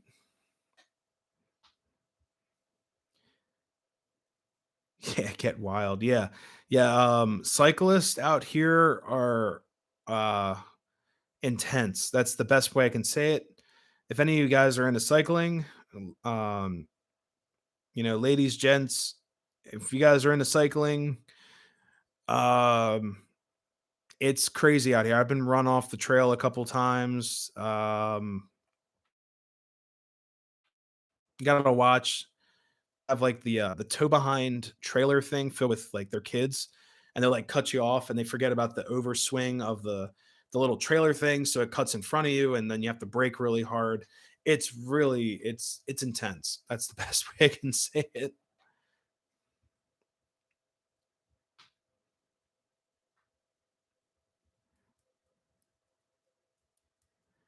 They've been closed for a long time. Yeah, that's what I was so when I had my 2 friends come up from or come down here from where they live to film, they were looking into 'em. They're like, "I guess you can go in 'em." I said, "I don't know, it looks like storage." But a long time ago, I did see a video from, another YouTuber as he's actually I think he's one of my viewers, Bullfrog, he's a legend, in the train community around here. He does great work, pretty much a walking history book of any local railroad in Maryland or Pennsylvania between God, I would say between the Baltimore area and lower Pennsylvania, he is the expert to talk to, especially the NCR, anything to do with the NCR, the Stewartstown Railroad, uh, local Pennsy railroads, even Baltimore. There's tons of railroads in Baltimore too. He's the guy to talk to or check out his channel for sure. I think I forgot the number behind it, but if you type in Bullfrog, you'll definitely see um, his videos are it's just amazing. But he did film here. Well, he filmed in New Freedom. I want to say in the well, he did a bunch of bike tours. I think 19 like 97, 98, 99, 2000, and he went inside the New Freedom Train Museum or the Heritage Museum, and I think you could go in the caboose there at that time frame, but that was years ago. I'm not exactly sure um, if that will ever open. If the restaurant's using it for storage or using it for storage, unfortunately. Randall said they got a small trail somewhere around Springfield, Missouri, or the general area. I know they call the Frisco. Oh, the Frisco. Ship on the Frisco. That used to be their logo on the boxcar, right? And say like ship on the Frisco. Yeah, I think that was them. They had a really cool detailing on the boxcars and um All of their road names and stuff look really cool. Hey, it's Heath. How's it going? Hey, everyone. So Heath bought a GG1. Um, hopefully that's going well for him. Capiz stores and museum is sporadically open in the summer. Yeah, I'd have to check out the museum. It'd be awesome. Yeah, so Heath is getting into the O scale uh realm, which is pretty cool. He's got a loop of track, got some circus cars going, which is awesome. I love circus cars. I love the circus. Um, he's got way more circus stuff than I do, but I've got a couple cars that are activated and all that. A lot of fun. I love it. The saga continues. Oh God, you got to test it tomorrow. Is it working well? Is everything on it working all right? If, like I said, if you need any help, just give me a call or something. I'm always free to help. If you need help with O scale stuff, day or night, just give me a call. You haven't seen the circus cars. Okay, so for Heath, I'll get the circus cars underneath here. I've got a few cars. One of them works really well. Well, actually, three of them work really well. The one needs a repair. It needs a new belt. They're supposed to chase each other around a gondola car. But yeah, I'll get those out in a second. The Frisco Highline Trail runs from Springfield to Bolivar, Missouri. Yeah, that's cool. Like I love the Frisco. They have like I love that cursive. I believe they're all their engines like said Frisco on it and nice cursive and stuff like that.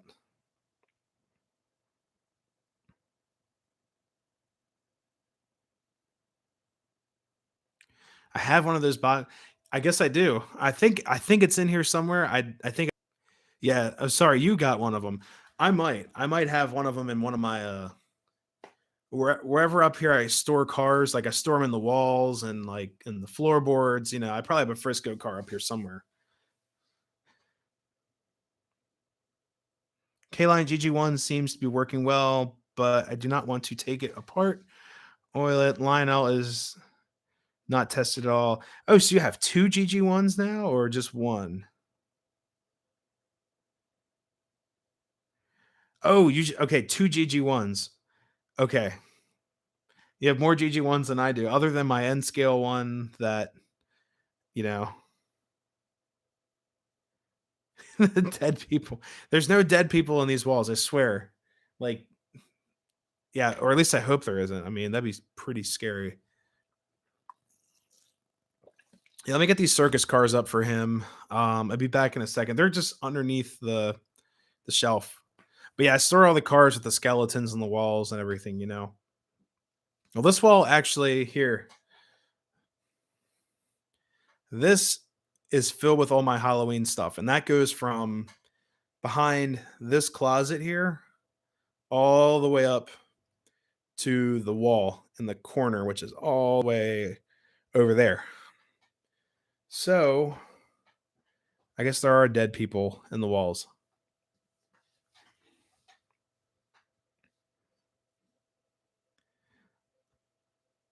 All the scale is addictive. Yeah, I'm trying to say don't want to take it apart. Oh wait, sorry, it just shifted on me.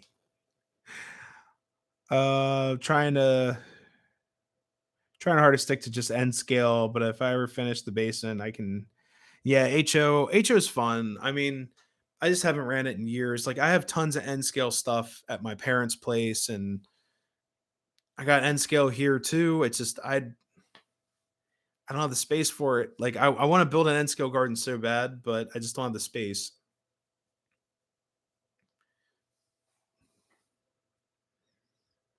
The K line came in a Lionel box, and I saw he had the Lionel that should have been in the box, but he did not have the K line box. So now I have the Lionel with a box and the K line without. Yeah, don't worry about boxes. You'll be fine. There are some box dwellers in this hobby, like Lionel box dwellers. That's what I call them. The only boxes I have on my stuff here, or I think my Pennsylvania K4 has the original box, but that's from like 1947. But I don't intend to sell it. Like the box will probably like melt before I sell the thing. I have a couple of limited edition cars up here. I have all the boxes for those. They're like a yellow box. It's like a golden box. Those are all folded up nicely and placed into a tote.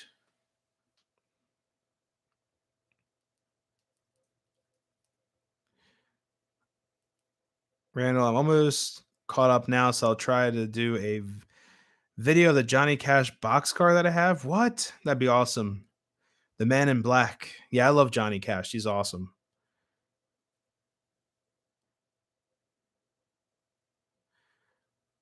Things are gonna get crazy soon. Oh yeah, I've heard unfortunately. Good night, Henry. Yeah, thank you so much for being here. And thanks for stopping in. And Nikki's downstairs, so she'll have to say goodnight down there. But on our behalf, I'll say goodnight, Henry. Need to figure out how to take them apart to clean and service them. Yeah, if you want, just um, just give me a call or something on through Facebook or whatever. Just give me a shout. I'll help you taking everything apart. This GG one back there was pretty easy. It just has about like 10 screws at the bottom. You have to kind of decipher which one's holding like a switch in and which one's holding your shell on. That's the biggest problem with some of these newer trains is like what's it holding, you know.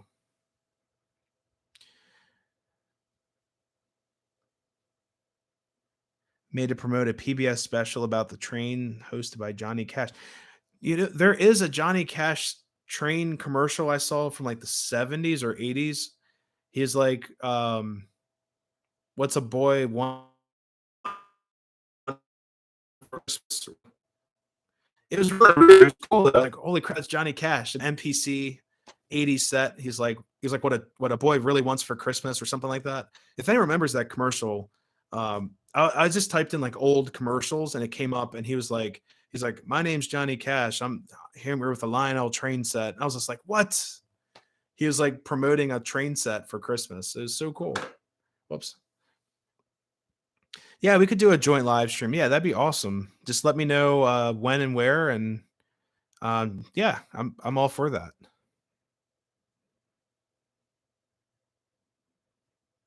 I'm sure YouTube might have that special like bootleg somewhere.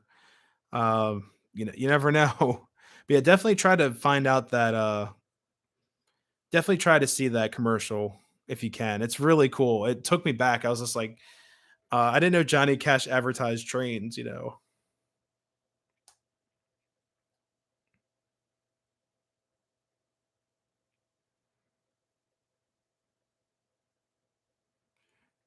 Johnny Cash trains and trains. Oh my Yeah, I love to see what oh, sorry, this whole stream just like shifted over. Maybe I saw that growing up, but at this point I wouldn't remember. Yeah, it's on YouTube. Jeff, just type in like Johnny Cash Lionel trains. They'll come right up as like the cool commercial. Yeah, everything you can find a lot of bootleg stuff on YouTube. Not promoting any type of bootlegging or anything like that. YouTube, if you're listening in, but it's all on there. So yeah. Yeah, it was the Johnny Cash train. Yeah, yeah. Okay, then it was that. Yeah, that's awesome. Hey, how's it going, Al's AGM Trains? Is that correct? Did I say that right? Welcome to the channel. I haven't seen you here before, but welcome. Welcome to Monday Runday. They're saying this is really supposed to be start picking up on the railroad sometime next month. So I'm trying to get some of these videos done while I have the time. Yeah, I mean it's gonna pick up, especially with a lot of other things going on in the world. Train traffic's going to definitely pick up, especially in the fuel industry, petroleum industry. I've heard that you guys are extremely busy.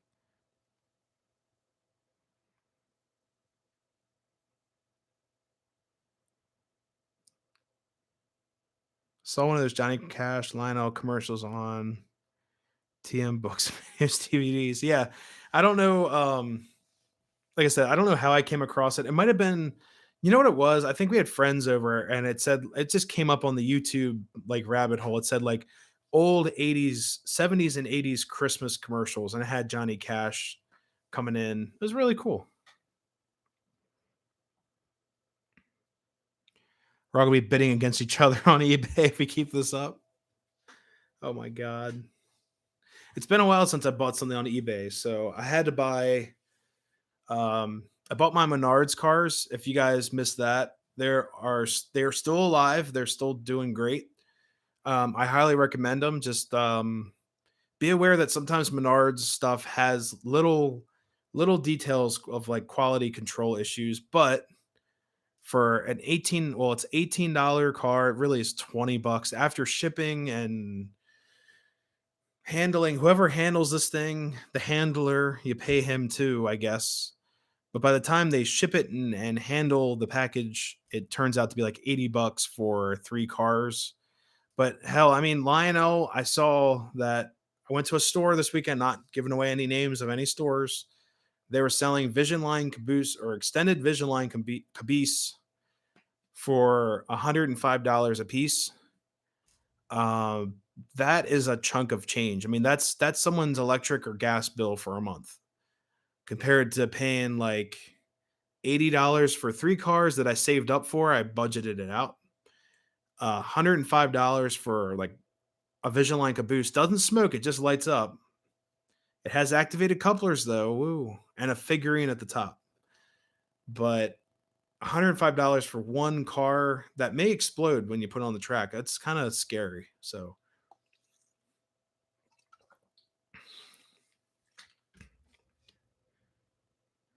hey, Docman, thank you so much for being here.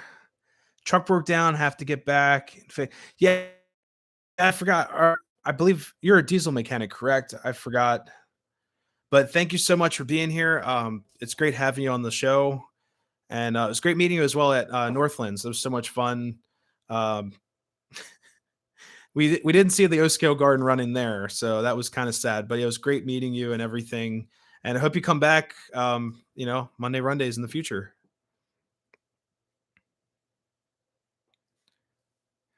Found episodes of a car and track on YouTube. I love watching that show back when I had Speed Vision. Yeah, I haven't had cable since I moved in. We basically just stream a lot of stuff and then YouTube. So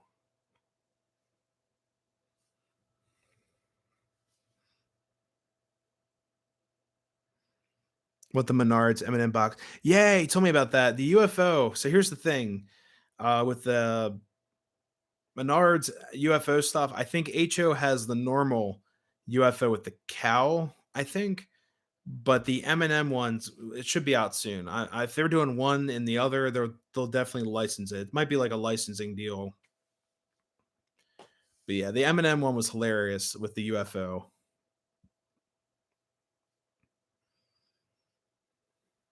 You have to resist getting into O scale. Why not? It's great. Now the Area 51 train is pretty cool. I saw that they have the old like radioactive cars that blink. I think they're green. They're gray or black, and they're green instead of the traditional red blinking light bulbs in them. It's pretty cool.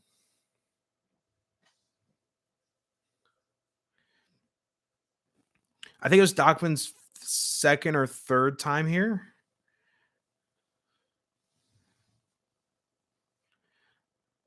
That's why I don't do O scale very much. The prices are insane. Yeah, they it does get pricey. That's why I like going to antique shows or antique shows, antique stores, secondhand stores, train shows are your best friend when it comes to this hobby. I very rarely will buy something brand new out of the box. And it's not because I'm stingy, it's because I like getting,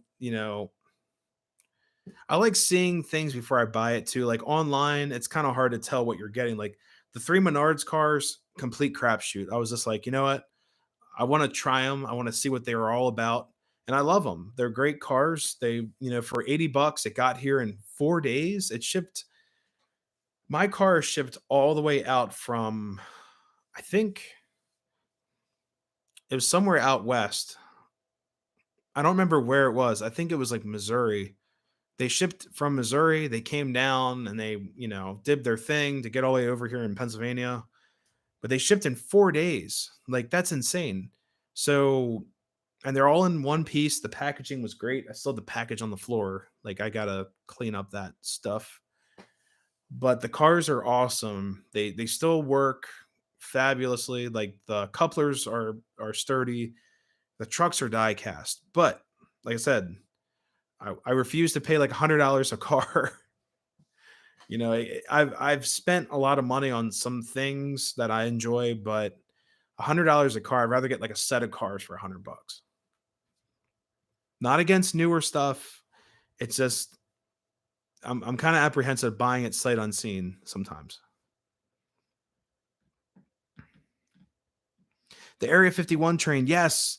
Yeah, it is really cool. I think they have, oh god, what is it? It's like an FT, like a EMD FT style locomotive with like the streamlined nose, kind of like my E7s that are just chilling here. That is a really cool train. I also wanted to get the Halloween train. I think it's an RS3 or RS-3. It's got the spooky sounds. Like, you hit the whistle, it's like, or you hit the whistle button or the horn, it's like a werewolf, and the bell is like a coyote or something. It's really cool. The cars were all glow in the dark, I think. That was also Lionel, but you have to find them used. It's kind of hard to find them now. But yeah, Area 51, like aliens and all that stuff, are like secret labs and all that. Like, those sets are really cool.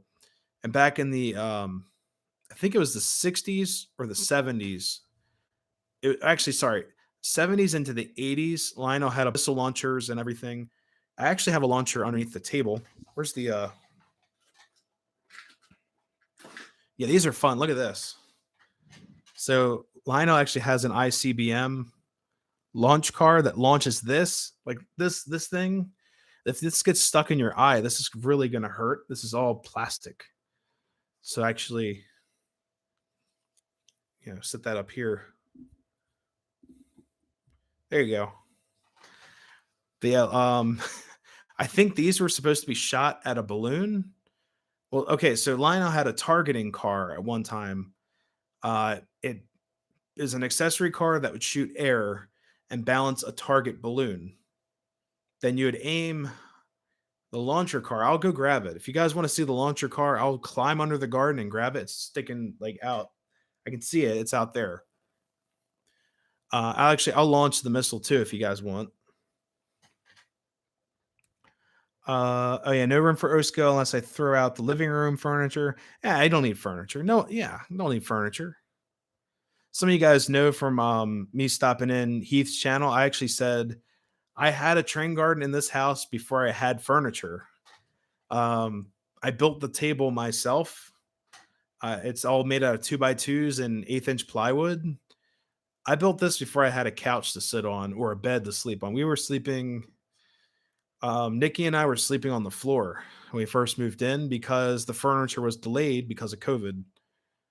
We bought all new furniture for like the bedroom, the oh, excuse me, the kitchen table, the couch, and the bed were all on back order. So we slept on the floor, and up here I had the train table built. I was still running scenery and foam and all kinds of stuff up here, but that was way before. And then we actually bought lawn chairs to sleep, not to sleep on, but to like eat our dinner and watch TV. It was crazy. We've come a long way since the that whole moving in process. It was great. There's a swap meet in East Rutherford, New Jersey on April 10th. Now, do you know what is that only for train stuff, or is there like a specific scale or anything like that? And what happens if I don't want to swap? Can I just can I just buy stuff from people?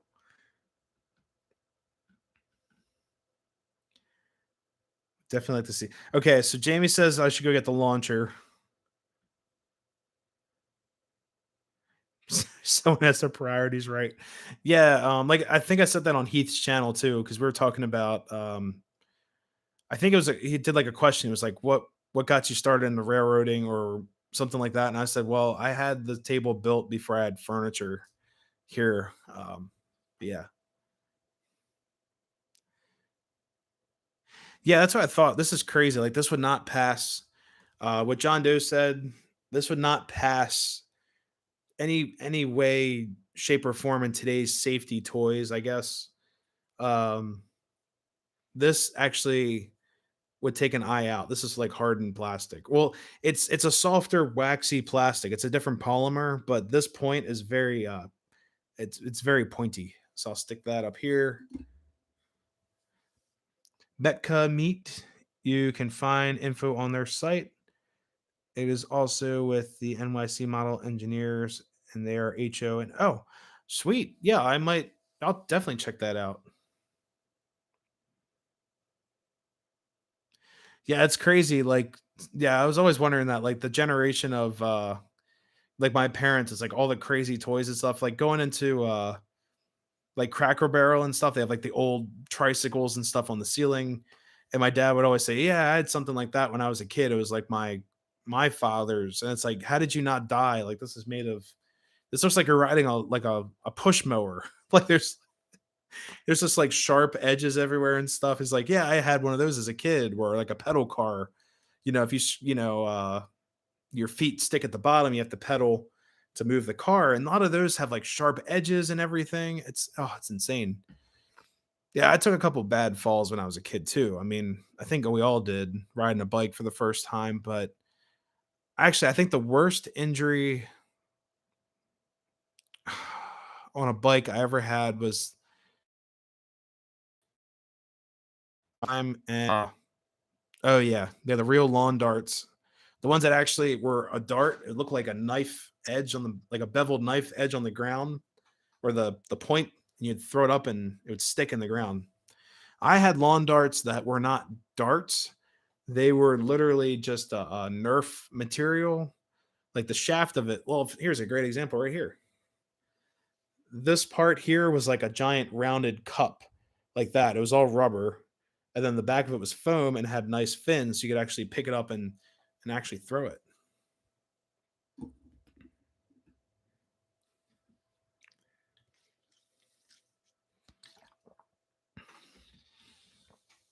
2 jumps with no helmets, ride miles with no cell phones. Now I won't ride my bike on the track without a helmet. Yeah, I don't wear a helmet down the street on that trail. It's pretty tame. It's mostly level. But when I was a kid, yeah, when we were riding on the road, like on asphalt and stuff, yeah, I'd definitely wear a helmet. Especially if I hit a car, like God forbid I'd like actually plow into a car. We did some dumb stuff as kids. Um, we used to ride like like back of farms and things like that. Some really sketchy trails. Can't believe we did it, but I used to explore all kinds of stuff when I was a kid. I forgot your phone. Yeah. Yeah, it's the same with me, and especially with work, like my work phone. If I don't have the work phone on me and I go to work, it's like, what? Because I do all the email off my phone, and it's a great way to keep in touch. So I don't have to log into the computer sometimes, all that stuff. I have the phone email right there. So yeah, you guys still have the lawn darts in the garage. Oh hell, they might be worth a lot of money. Someone might hang them on the wall or something. It's pretty cool. But I'm gonna grab the launcher, so I'll be right back. It's underneath. It's one of my totes back there. Actually, you know what? This didn't go to the targeting balloon. This went with the oh god, what was it? I think this went with the exploding box car. And yes, Lionel did sell a box car. You guys can look it up on YouTube. I don't own one, and if you find one, they're pretty rare. The box car is I don't know what road name. Here, let's look it up. This is a great time to look this up. Let's see.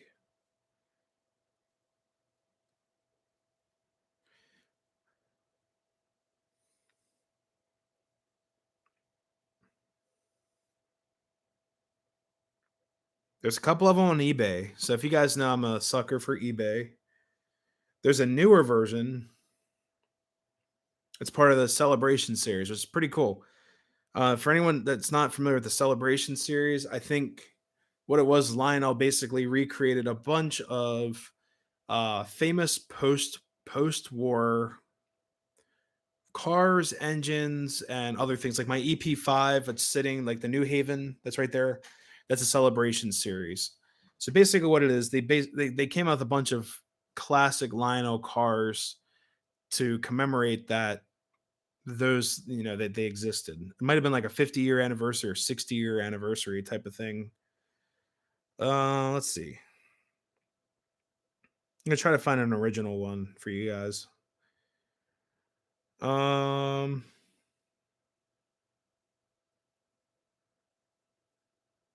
hmm. All right, this one looks old.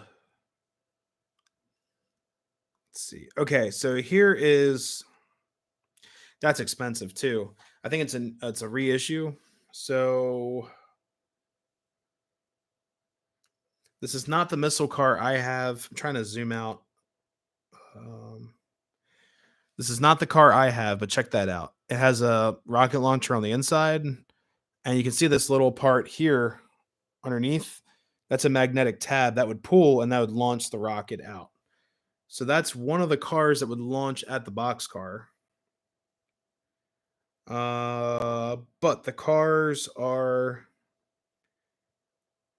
it's a newer one. All right, here's an old one. Here we go. All right, so here is an original Lionel exploding boxcar, and military sets. Whoops, getting a little bit closer. Let's see if I'll focus. There we go. It says explosives. If you hit anywhere on the side or that target, the whole boxcar explodes apart. Yes, there is a helicopter car. It's you pre-tension the spring. GFW has the explode. Okay, cool. Yeah. I haven't seen their boxcar, but basically what it is, it's a pre-tension spring for the helicopter. It's like one of those if anyone remembers, you can get them at like arcades or like the dollar store. It was basically a pixie wheel. You put the wheel on a spring and you pull the cord and the disc would fly up in the air. Same exact principle Lionel did with the helicopter. Basically, it would just fly up and then fly back down. I think some of them you could put a parachute on so they wouldn't completely crash back down. But those toys were built to try to get people like younger kids that in the space age era interested in trains still. Instead of playing with like GI Joe or anything militaristic. Um, oh yeah, yeah. So okay, so how about this? I'll get the circus cars and the rocket car just to make it that much cooler. So yeah, give me a second. I actually have to take apart one of these trains. So I'll move.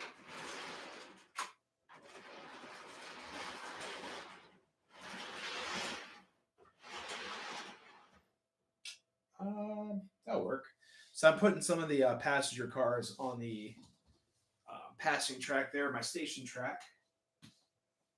Oh, where are?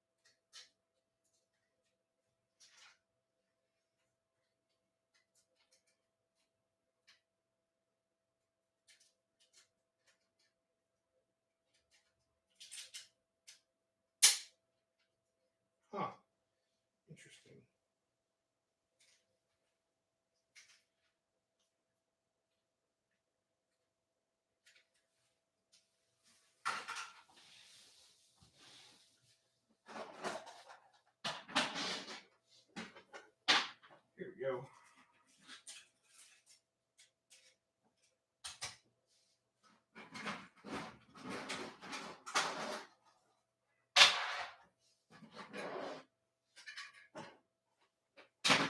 All right.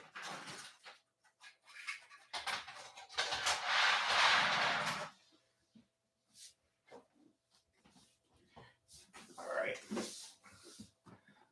Yeah, it appears my launcher car is currently broken. I don't know how it broke, but maybe it was like in transport. But it's kind of sad. But I do have the circus car, so I'll just show you guys these. Then we'll run them around. This is the is that? It's not balanced. No.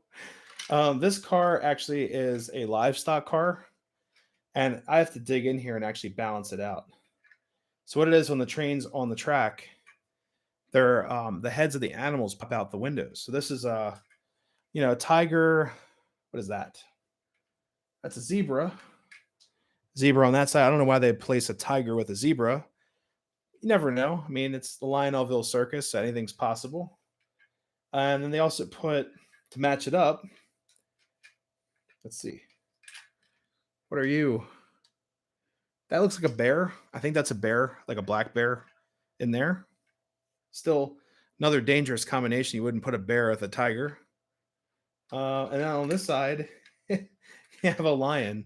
So when this goes around, their heads are supposed to pop out, and it's really cool. This is from the NPC era, so it's like 1980s. Actually, it says NPC era, and it's actually a very small scale car. So I'll put that on the track, and yeah, I have to balance her out so it works properly. But these were recently acquired. Let's see, I'll couple these guys up. All right. Then next we have.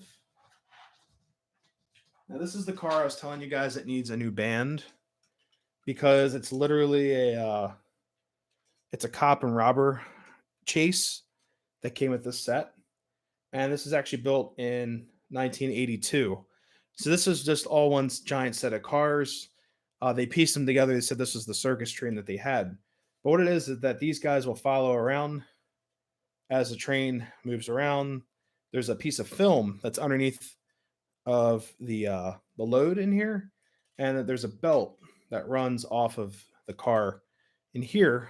It's kind of hard to see here. I'll put the camera light on. So this disc here, this would spin, and the belt goes through one of these holes in the bottom to make this spin. So right now it's kind of a static car.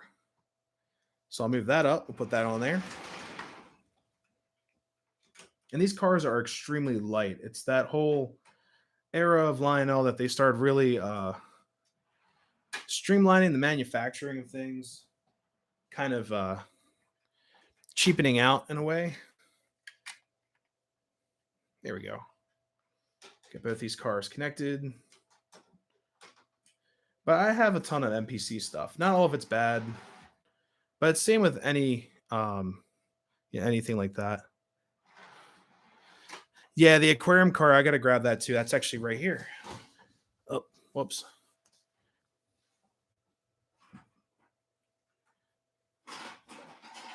And this car is actually very well built. This is the anniversary limited edition series. This is from 1996. And it actually gives you the date. It says 896 on there. So this is almost as old as me. I'm a little bit older, closer to the born 93. So these cars are very well built. So we'll get that on the track. And I actually had to repair this one as well. Whoever owned these couple of cars did not really take care of them. Oh, the fish are going the wrong way, but that's okay. It's the same with the launcher car was also with this collection, and that was broken, which I thought it worked. I tested it, but apparently not. This car here.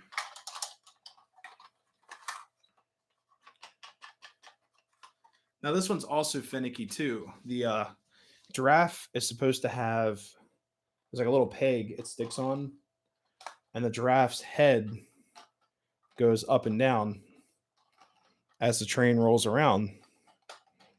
There you go. So he's always loose. I got to actually glue that back. Speedy Gonzalez missile car,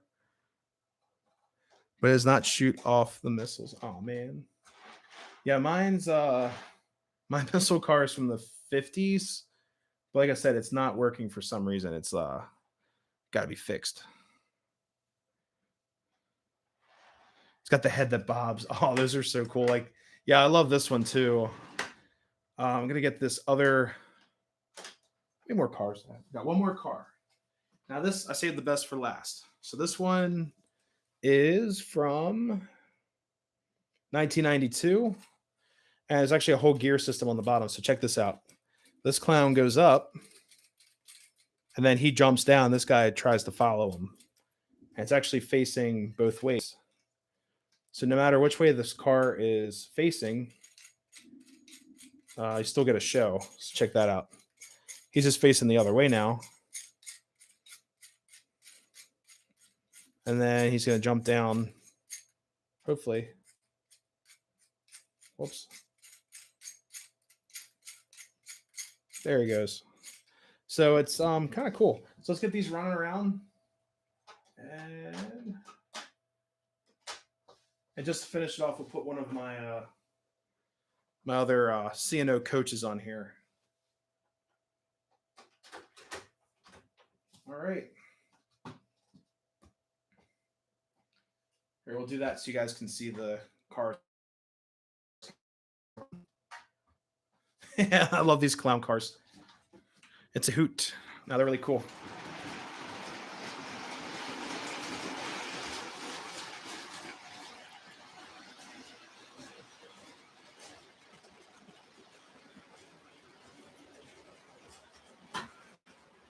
Whoops. I forgot to switch the track. That sounded good. All right, there we go. Take two.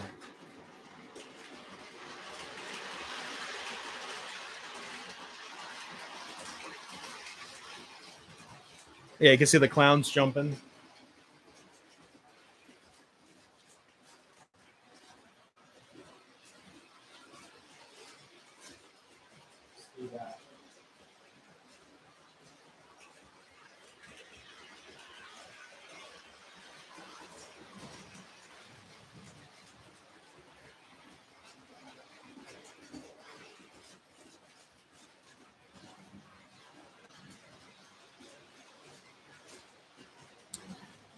Yeah, there are. Well, some of them aren't to scale. Like the box cars are not to scale.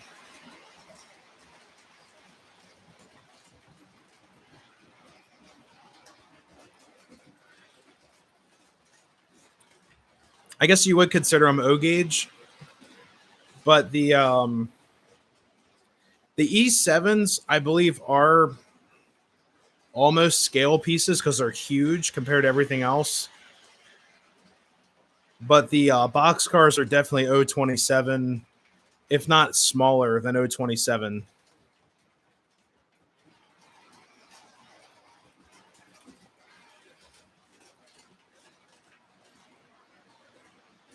Yeah, everything you have is I think it's like O27. But that's totally fine. I mean, that's like 90% of the O gauge world is I would say it's O27 or not to scale at all.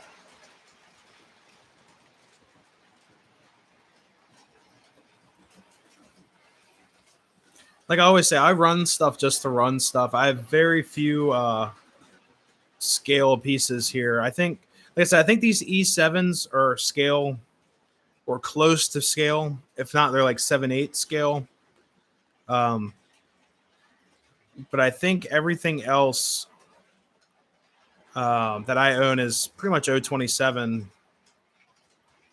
Actually, I have a scale B&O Hudson, which is, if I can show you guys really quick. I don't know if the USB is long enough for it, but check this out. If I can get it right, we can make it over there. Let's see.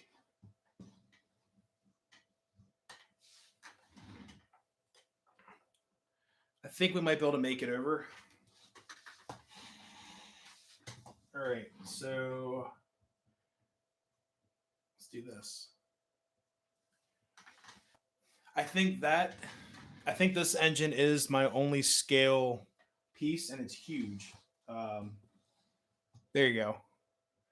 It's a B&O Hudson, and I believe that is the only scale steam engine that I own.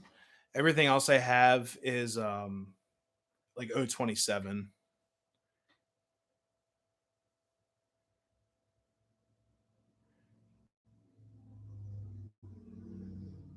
Yeah, yeah, this is yeah. I mean, I agree with that. These are toy trains for the most part.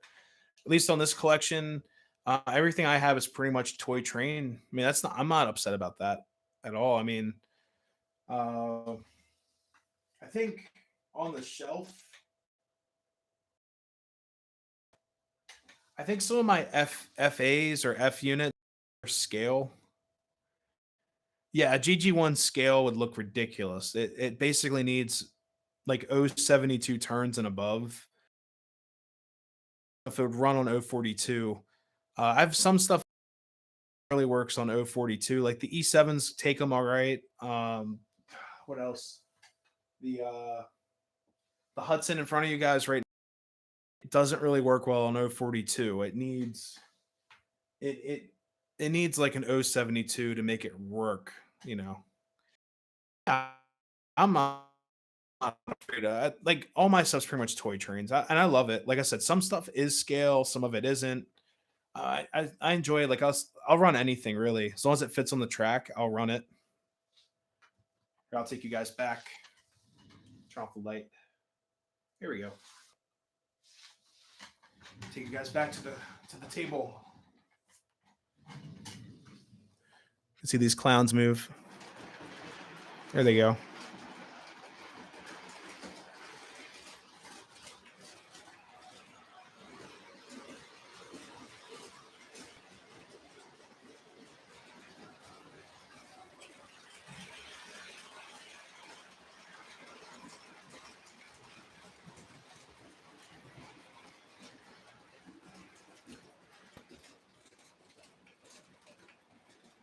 Yeah, definitely. I'll send you. Do you want the parts to all the cars or like the road numbers to all of them? Yeah, there's a ton of circus stuff in O, and Williams actually has a brand new catalog with Barnum and Bailey cars. They look amazing. They are expensive. Like I'm not saying they're they're very expensive, but I think you get a lot for what the cars are. Yeah, the clown one. Yeah, I'll send you that, and then the giraffe.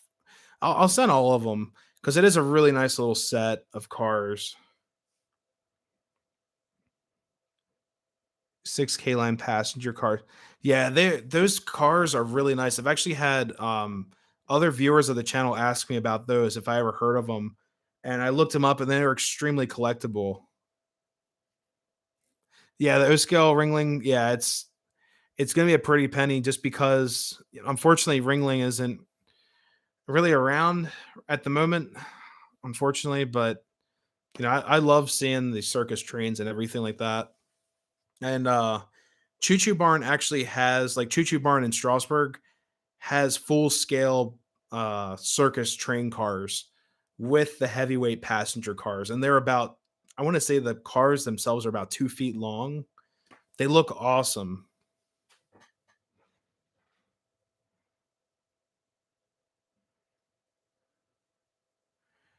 Yeah, that set's pretty cool. One of my friends has that the Bailey Who Circus. I actually just fixed their smoker, the smoke unit on that train.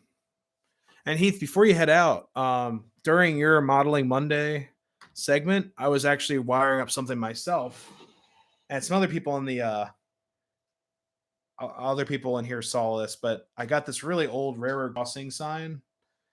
That's really cool. Actually, let me get closer. There you go. I think it's from the 1920s. I wasn't exactly sure, but this one is activated. It's got a bell, so check this out. And what time is it? It's only 10:30. So yeah, this is probably the loudest item on my train garden at the moment. But check this out. So yeah.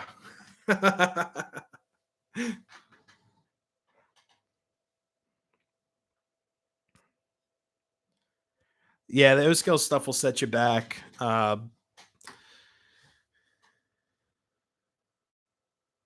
Closing in on 1 century old. Yeah, I feel like I'm a century old sometimes. I wake up, I'm like, "Well, God, what's going on?" You want something like that for your desk? It's easy. It just hooks up right to the, accessory power off a transformer, and I just have a right now, I just have a toggle switch. Oh, I had a doorbell hooked up for it, but it drew too much power, so I hooked up to a toggle. But yeah, it's loud. It gets someone's attention. But back in the day, they would actually have these hooked up to like crossing gates, so when the train's passing over, it would ring the bell. So, and this is completely out of scale for anyone watching this in the replays. Yes, I'm aware this is a toy piece. It's really for like standard gauge, but it looks cool. It's loud. It's a piece of history, and it's gonna be here to stay if you like it or not. It's just like my antique banjo signal back here. Um, where is it? It's in the tree. Yeah, when my trains are on, you can kind of see it in the back, but that spins too.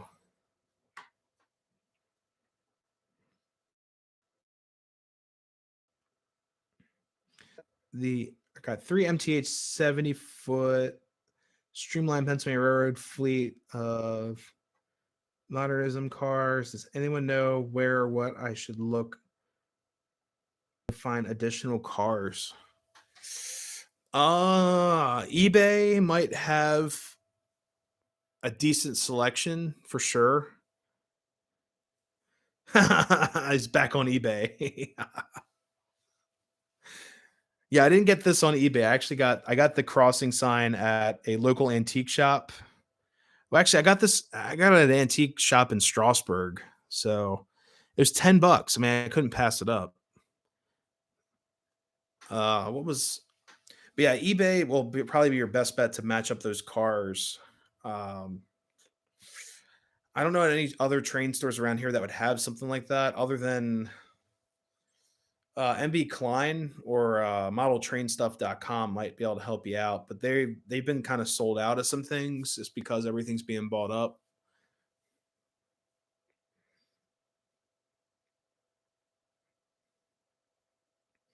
And the other day I actually almost bought the Strasbourg Lionel train set, but I hesitated, so I didn't get it.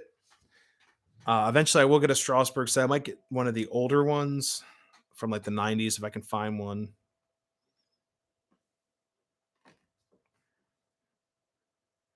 The Ballyhoo cars, I think there's only 3 or 4 other well, so the Ballyhoo cars, are part of a Ready to Run set, and that would have come with a Hudson steam engine, the Ballyhoo Circus train. It would have come with a tender that had it played, I think "Send in the Clowns" when you hit the whistle button, and you have to wire it up correctly. You have to make sure your center rail is the positive terminal or your red on your transformer would be a red, and make sure your outer is black.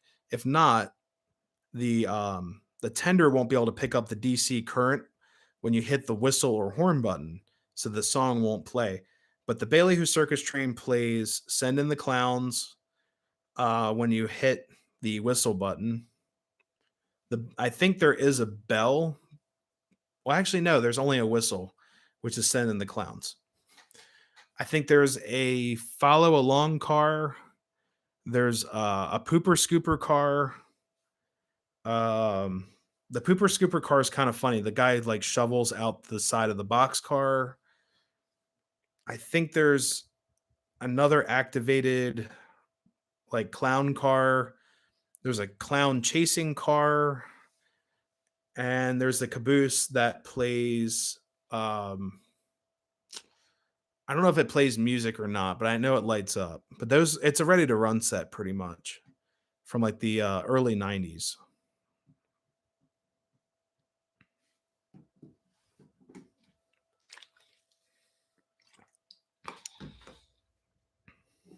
I only know that because my friend has one. So, but the engine, I ended up rewiring the smoke unit for it. It was pretty crazy. And the other, okay, okay, yeah, I'll look it up and see if I can find. Let's see. Hey, real fan Rogers back.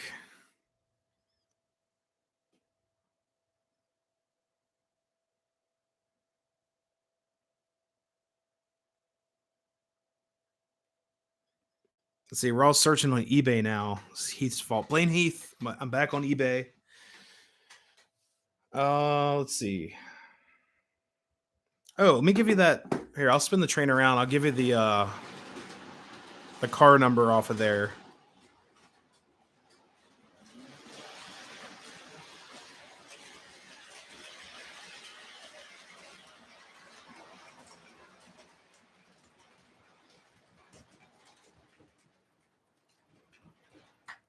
All right. So the clown car is I'll send a message to you, but just for reference, it's 16651, and it's called let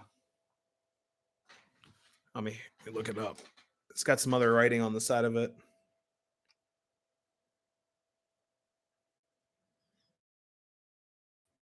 Clowns, clowns, clowns on it.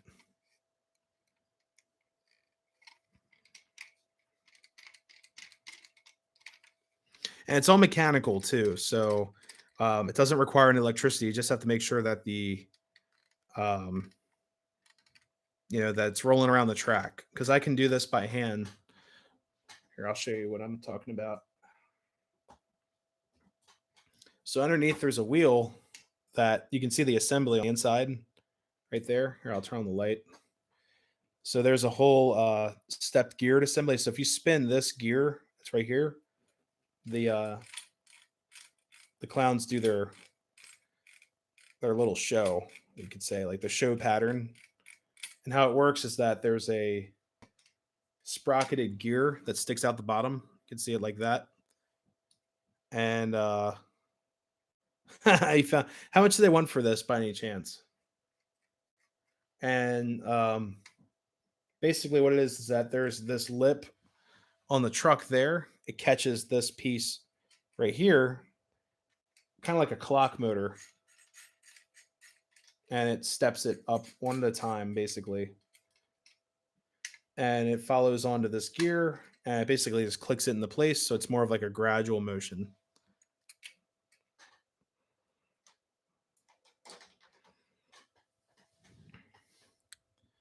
So $35. Yeah, I mean it's old. I mean it's, like I said, it's from 1992. I mean it is getting up in years. So if it works, I mean I'd bite on it. I mean maybe you could ask them for a lower price. Sometimes it says like um I know some apps they'll let you ask for your own price, or if they take an offer, maybe say like $20 with you know $10 shipping. But Heath, also check out oh, what's that guy's? He's always like sending emails to me. I think it's called trains.com. TRAINZ.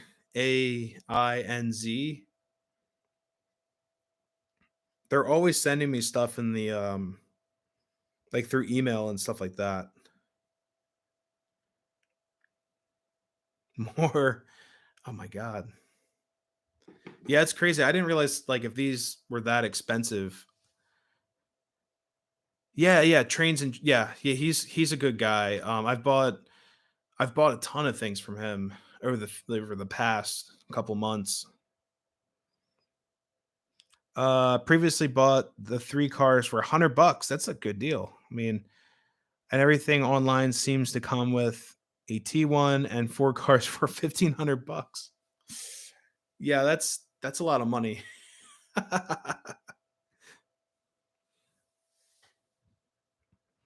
Yeah, it's I'm looking at a T1 right now. It's a guy up in Red Lion's got one. It's an older one. It's an MPC era, but it has, I think it has Steam sounds with it.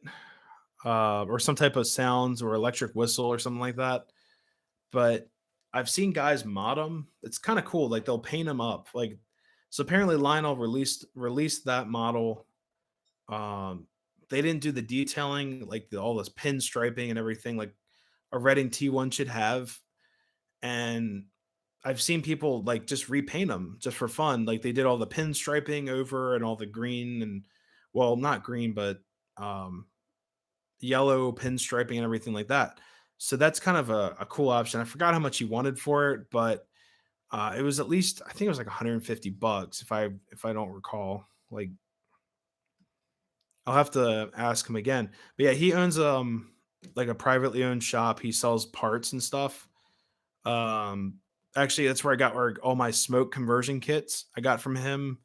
All of them work great. They're basically to convert your pellet smoke. They call it a bowl smoker. I've said that on the channel before.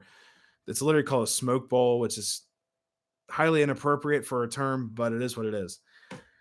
But anyways, back in the day, for anyone who doesn't know, Lionel steam engines, like the one up top, my 736, would take smoke pellets, and you put the pellet in, the pellet evaporates, and you get a nice smoke. Well, excuse me, if you add smoke fluid to a pellet system, it creates like a foamy mess that literally your smoke units.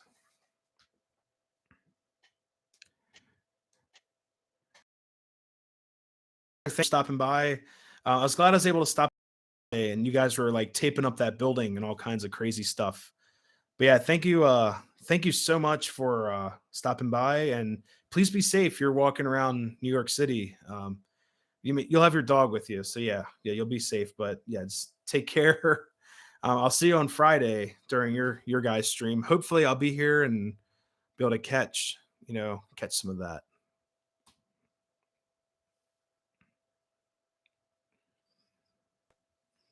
Thank you so much. Yeah, this is this microphone I got at a it's a music shop all the way down in Beltsville, Maryland, and it was broken. I fixed it. It was like 12 bucks. The guy's like, I don't know what's wrong with it, and I picked it up and the capsule fell off and I had to resolder it back. And oh, the internet went down. I still have internet here. We're still good, I think. Pray. Hopefully the internet's still good.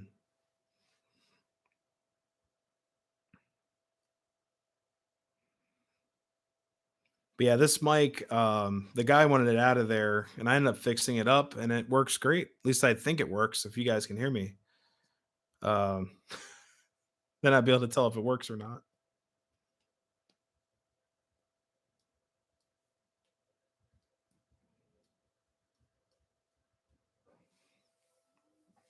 We've had some internet issues over the night or so. Last Thursday's stream was actually cut in half because of internet issues. I don't know what was up with it, um, but yeah. All right, cool. Yeah, because I wasn't sure. The internet here has been awful between all the weather, and they've been doing like service checks and all kinds of crazy stuff. But yeah, it's been crazy. Like I said, last Thursday stream it cut out halfway. I started the stream back up. We actually had more views during the second half, which is pretty funny. But yeah, I got my fancy broadcaster's mic stand here now, like little fold out stand.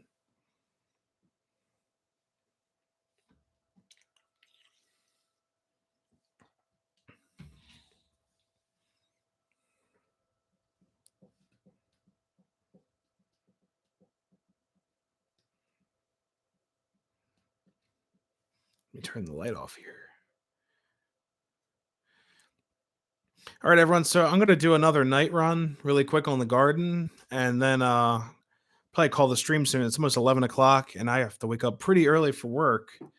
But we'll do another little night stream or, well, not night stream, but night run. And then we'll call the stream. So all aboard. Yeah, I'll get you guys rolling here in a second. And we've got some of the refreshing brought me back. Cool. Yeah, Jamie, we're gonna run. I'm gonna run all the stuff in the night run really quick, and then I'm gonna call the stream because it's getting late. I gotta wake up pretty early tomorrow. I gotta get some sleep tonight. And but yeah, this will be. I'm gonna do like the dark blue lights. It's my favorite. It gives like a really cool black light effect. And I have been experimenting with the lights to try to get my own color schemes instead of just doing the dark blue. But it seems to work really well with just the blue. So let me see what we can do. Yeah, it's called Deep Dive on the Philips Hue. There we go. Let's get these trains running. Oh, we left the. I'm gonna switch this car out. This car's got a squeak to it. It really burns my ears. There we go. Sorry about that. We'll get. Where's it? Here we go. This kind of fits in. Look at this. It's a CNO coach. Excuse me. Throw that on there.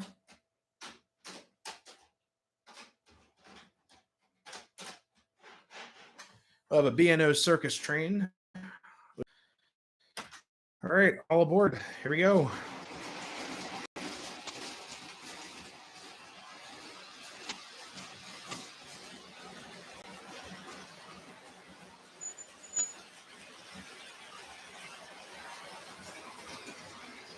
And get the line up top working too.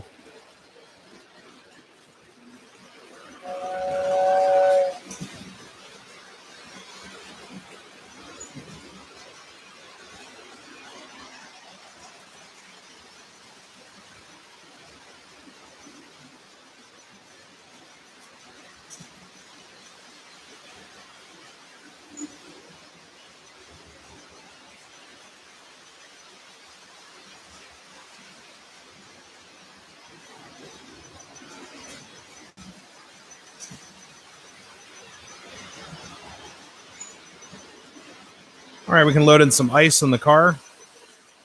There you go.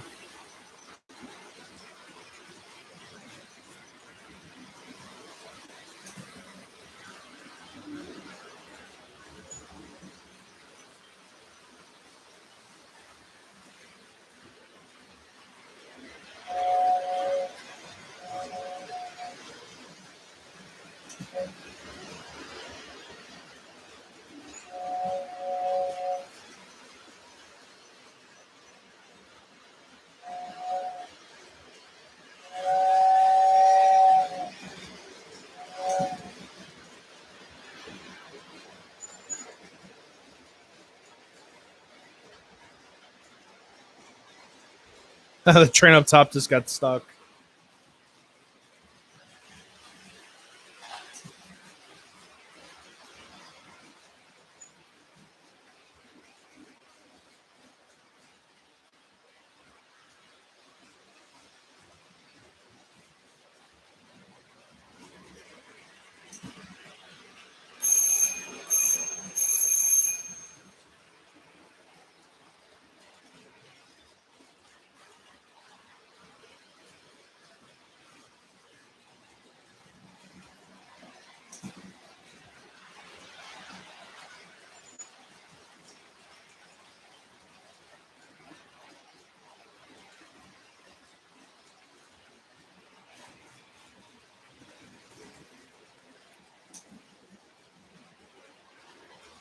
I'm going to switch out the turbine engine that's on my second track and actually just picked up some new smoke fluid. It's called like cedar smelling smoke fluid. So I'm going to switch this out and then put an engine on there that I can run the cedar smoke and see how and see what it smells like, I guess. Do a smell test.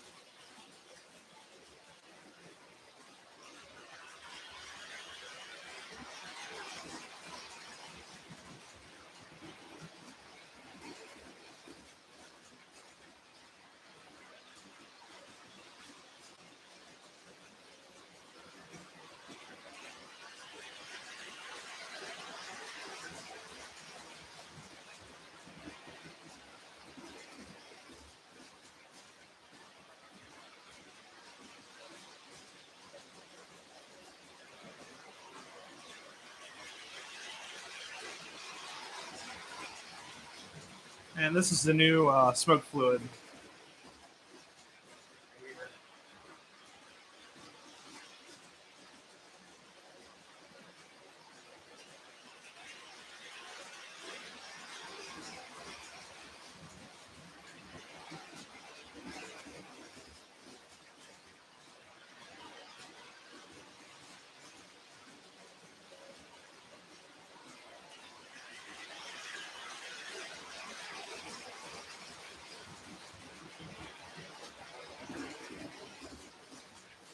All right, let's see if this thing actually smells like cedar. I have no idea. It's just an idea to try out, but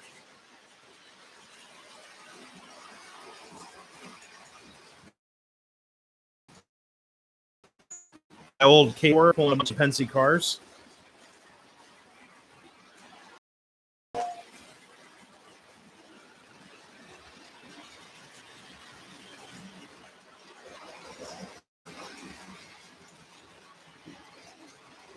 Whoops.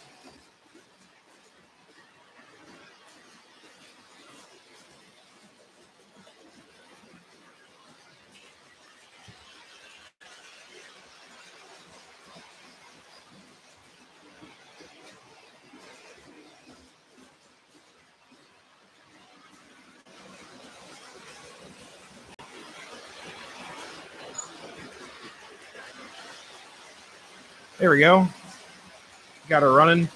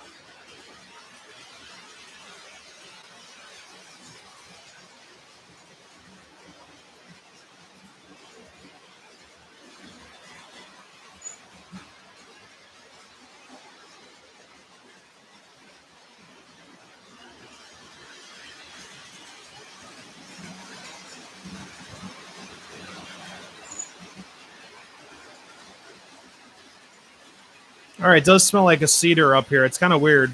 I don't know how I feel about it.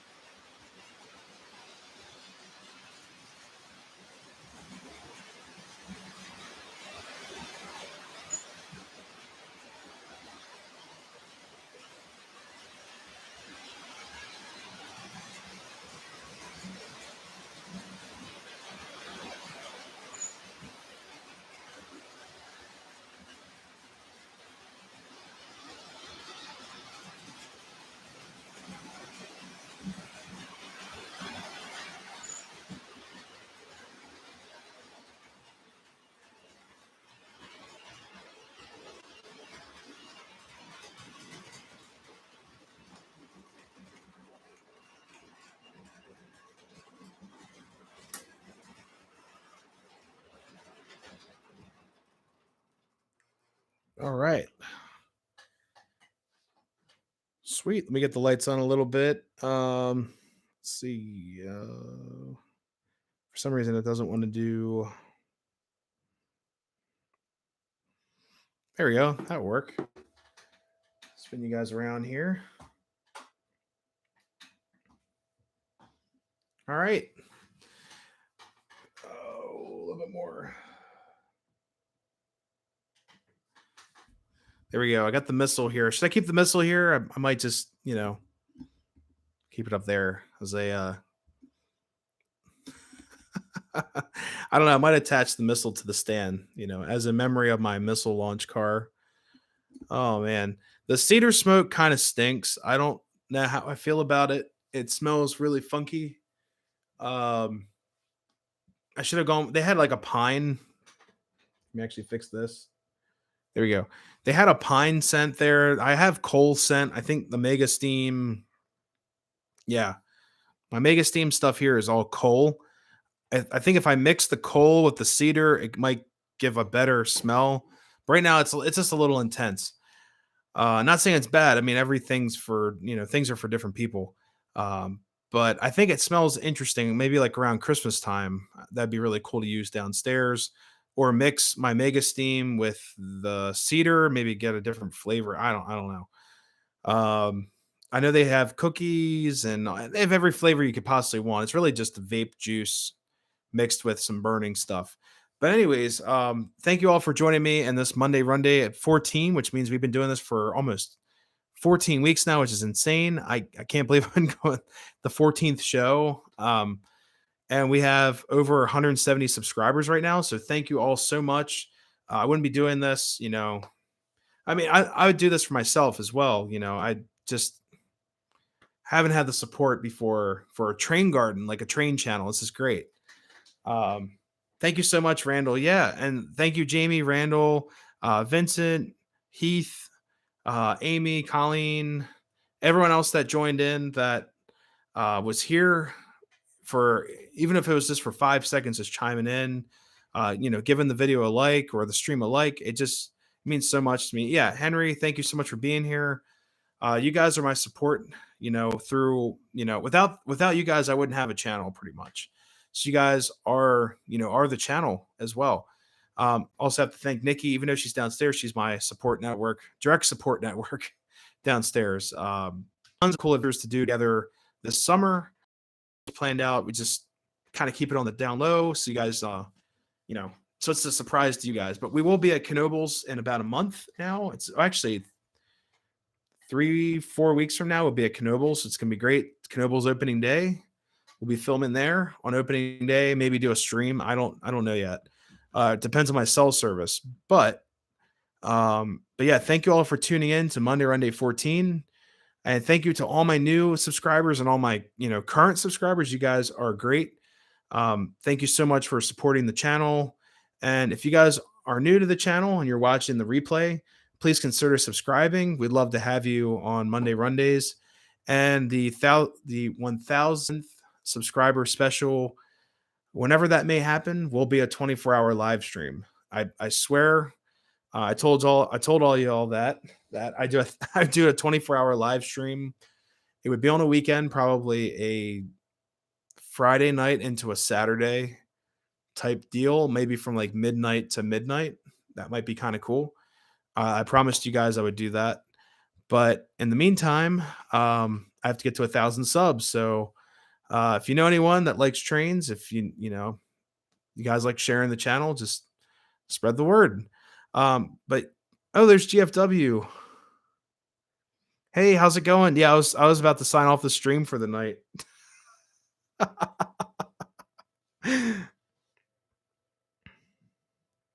Yeah, I'll stock up on energy drinks. I promise. I got a while to start stocking up. I'm only at 171. I actually had a new subscriber that I'll have to check out their channel because it said Chessie Rail fan. I'm a huge Chessie fan. Like my favorite railroad's Pensy, but yeah, 171. Yeah, from let's see. I'll thank them on the stream. It's Chessie System, Bailey's, WY or Y Railfan. Thank you so much. They subbed about 3 hours ago, so thank you. God, now all these new people are coming in. Look at this. This is crazy. I was getting ready to sign off the stream.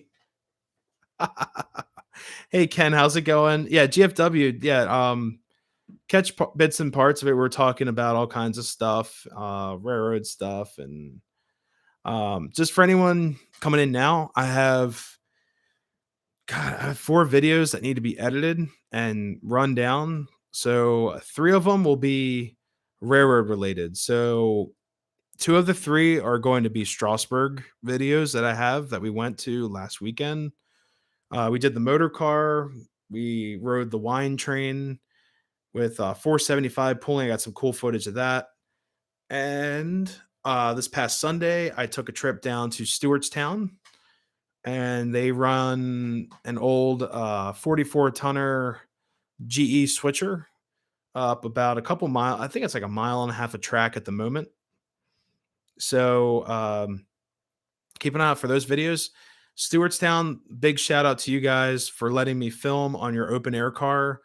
Uh, they took me in with open arms and said, "Hey, you're filming. Get on the car. You're good to go. No worries." It was excellent. So thank you all so much.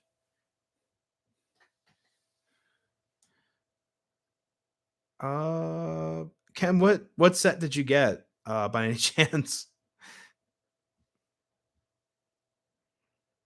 We've got I've got the 100 subscriber contest plan in the coming months. So if I can get 150 or more subs, I'm adding an O scale prize. That'd be awesome. Thank you so much, GFW. Yeah, I've got so the motor car we ran sorry, we sat in the motor car, we did the whole excursion. It just you could tell that the operator of the motor car just was done for the day.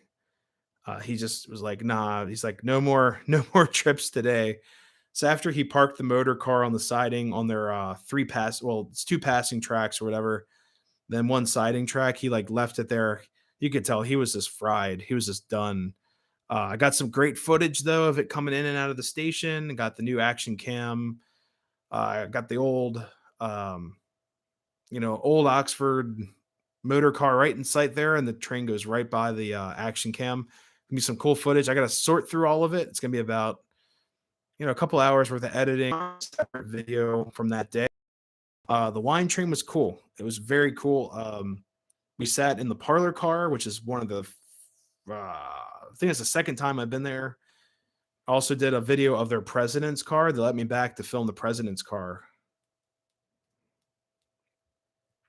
Now we got more people coming in. This is crazy.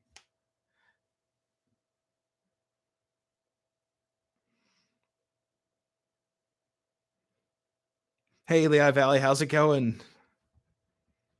1997 Santa Fe Hudson Warhorse set in mint in box. That's a cool set. Yeah, I'll have to look that up too because there's so many different variations of that, but I would love to check that out. Yeah, Nikki's downstairs. She is I think she's probably like cleaning or something. Um I'll probably go down and help her in a little bit. Like it's gonna be crazy.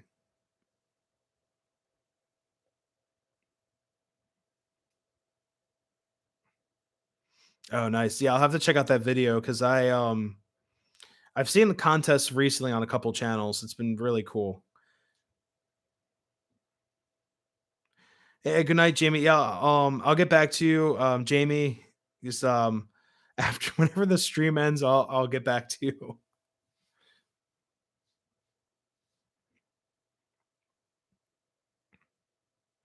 Yeah, it is a really cool set. I'm gonna look that up because I've seen war bonnets before, but I haven't seen a steam engine war bonnet. I've seen like the F7A units or the FTs having the war bonnet paint scheme on them. Those are really cool.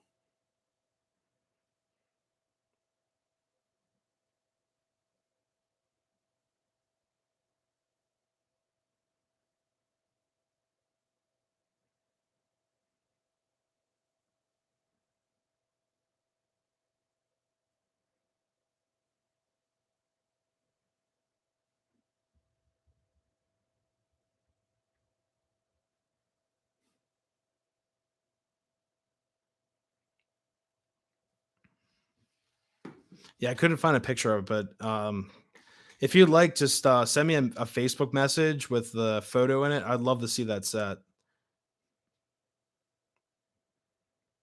Nick, get some rest too. I'll never sleep. There's always trains afoot. Can't sleep.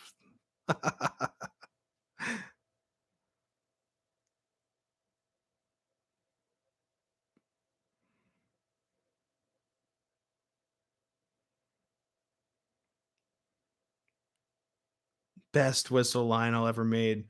Yeah, there's I've actually so I actually have two of my air whistles on the track right now. So check this out.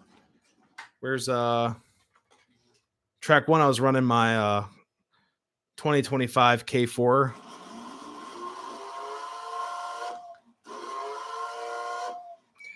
That's pretty rough. It's a single was a single tone whistle, but the brushes need to be changed on it because whoever owned this engine years ago, they ran this whistle like crazy. And then up top, my my 736 Berkshire is actually stopped on the track. I think it derailed the front. Check this out.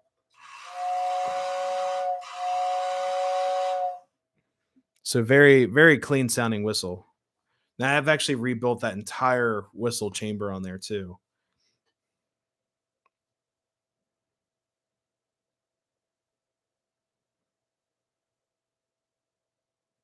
Wow. Yeah, I'll have to definitely check that out. Yeah, if you can, just send some pictures of that. That's a cool sounding set. The best.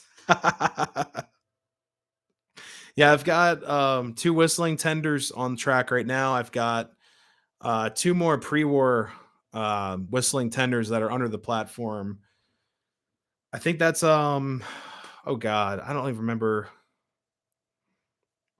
I forgot what model number the K4 has, but it's the original whistling tender with that engine with the box. I have the box somewhere in this mess in here. It is preserved. It's safe. Um, but the silver keystone on the front, it's got the red keystone.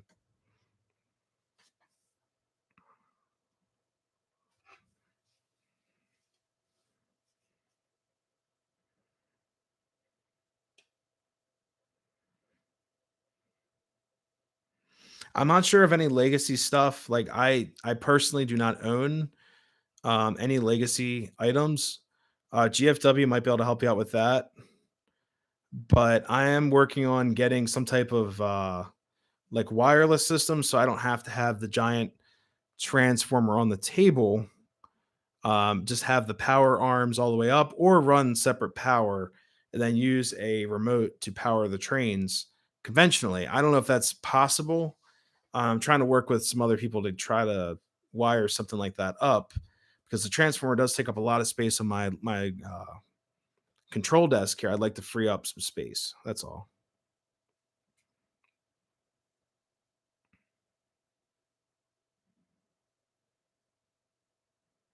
Voltage. Okay. Yeah, that might be something I might need to look into as well.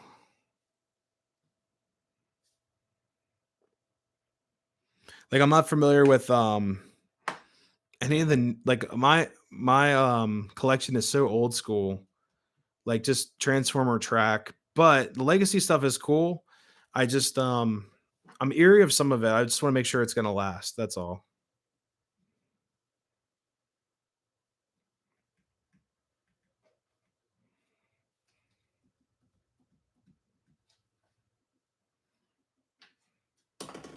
Oops.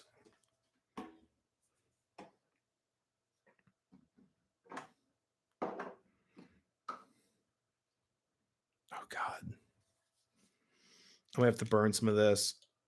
I made the mistake of I don't know. I don't know how I feel about it. I can't knock it really. But I got this classic cedar super smoke stuff. It smells a little funky, like just a little bit compared to my mega steam coal smoke. I love the coal smoke. So right now it smells like a tree up here. Yeah. It's funny, like the mega smoke has like no scent to it until you burn it.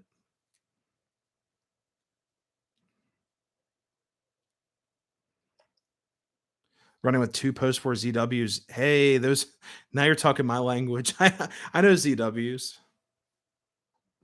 Or do you mean CWs? Because I've got a CW that is on the shelf, and that is, oh my god, I think it's 270 watts, if not more. Like I it's safely on the shelf. It's acting as like a ballast to hold my shelf against the wall. It's so heavy. I think it's 270 watts at 8 amps. I want to say it's like 8 or 10 amps. Hey, Randall, thank you so much for stopping by, and stay safe out there. I know you said you're going to be busy. Just stay safe and take it easy on the road of rails.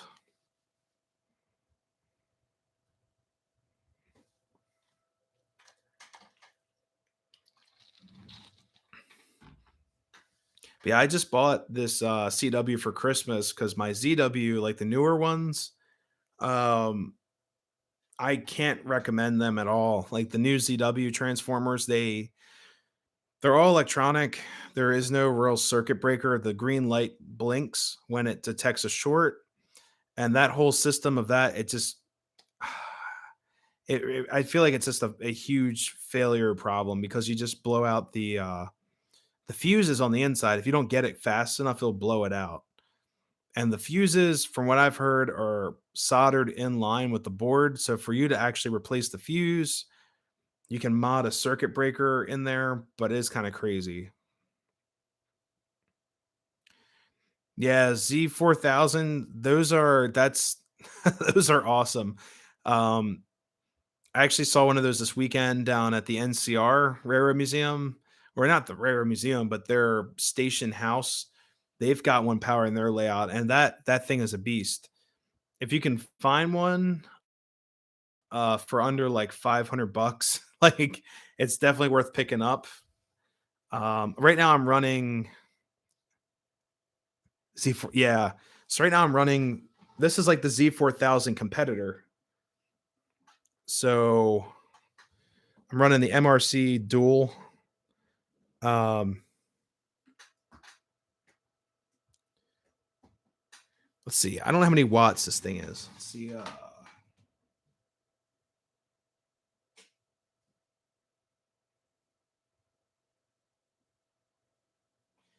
So it says 21. Here's all the power specs in the back. All right, this is 270 watts. Uh, 21 volts at 7 amps per track, and you get 14 volts AC for your accessory, which isn't a whole lot. Like some Lionel accessories require more power. I don't run accessory off of my MRC. Yeah, I love this MRC. I've had it. It was originally my dad's. He's like, take it. When I moved out, he's like, just take it. These still, if you can find one, they still sell upwards like 500 bucks. Um, the only thing I've done with this is actually just clean it. I took a pair of what was it? I think it was like an old sock, and I just used contact cleaner and I cleaned all of the metal on metal contact places with contact cleaner. Got it nice and dry, cleaned up all the residue on the inside. Then I took it's basically electrical lubricant. It's meant for motors and armatures, and I just coated the contact places on the coil with that, and this thing works great. It had a little bit of an issue. We did have some water. Um, my parents' basement had moisture issues, like surface rust would show up on weird stuff. Like my drums and stuff would have surface rust. So this thing kind of, I guess it had some moisture that got into there. Cleaned her all up. She works great, and it's great having gauges on here. These, like you guys can see them here. Um, your voltage is up here, and your amperage is down there. It's not all for show because you can actually see how much your train's drawing and stuff like that. It's kind of cool. You can use it to troubleshoot sometimes. So yeah. Yeah, Z4000, that is a lot of money. Like if you find one brand new or new old stock, I guess now it'd be new old stock.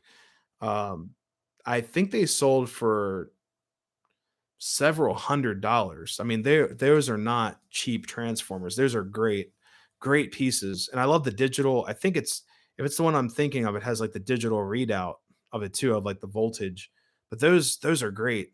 The one I have on the floor, if now I'm tempted to like grab it because you guys are you guys are talking about transformers. Um Here, I'll grab it really quick. Just hang on a second.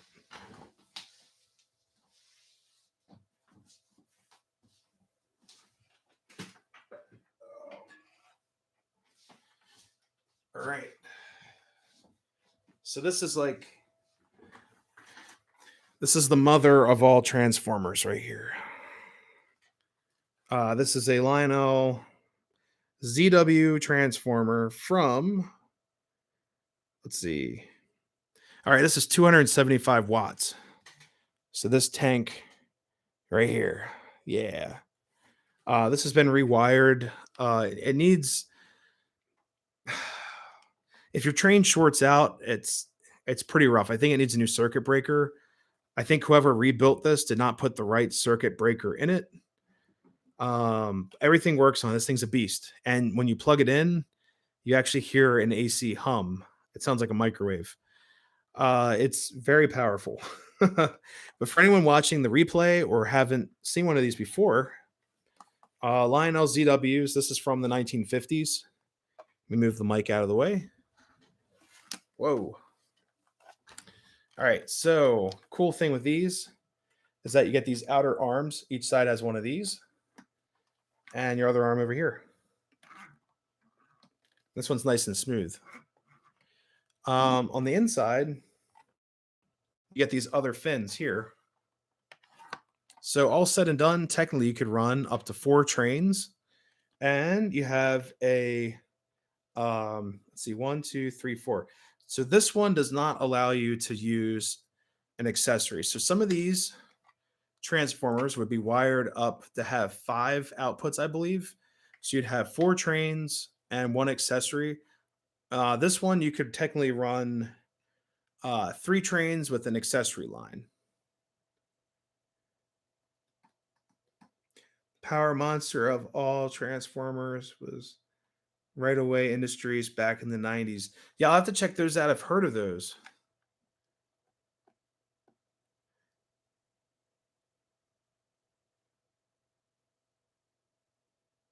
Quick blow circuit breakers in line coming out. Yeah, so with this, if you guys ever pick one of these up, I recommend getting those like trackside Lionel circuit breakers that look like a roadside building. I have a couple of them underneath the platform. I have 2 actually. So whenever I wire this up, I actually put the I think so Lionel's trackside circuit breaker it looks like a rail shed pretty much or like a blockhouse type of thing. Those work off of temperature. They're very quick blowing circuit breakers that work off temperature. I recommend getting those if you have something like this. This one's got a very slow break. You'll actually fry your wiring. That's how slow it is. But yeah, I use this during Christmas time. The trains are very unlikely to fly off the track or short out because I'm just running around the Christmas tree in a loop. Um, but yeah, and someone also did put a newer cord, but they didn't ground it, so it's just a 2 prong. So it's kind of scary, which might be why the circuit breaker doesn't work very well. Hey, good night, Colleen. I'll see you on Easter or around Easter, hopefully. I don't know yet.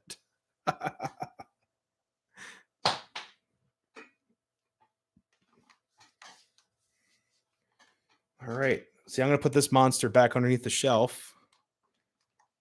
But yeah, this transformer actually saved Christmas because my Newer ZW actually, don't worry, none of the ZWs are grounded.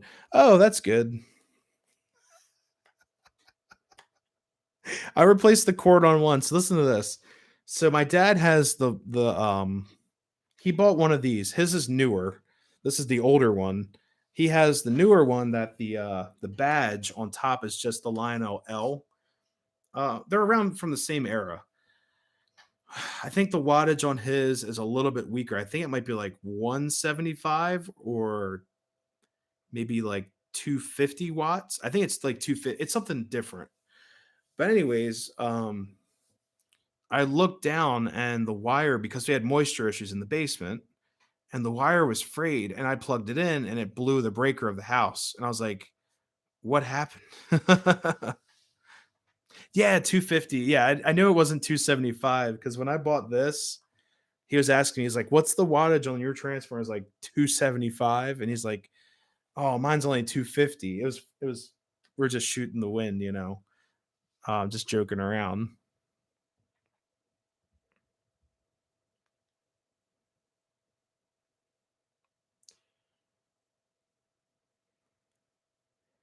200 watts per train. Holy crap.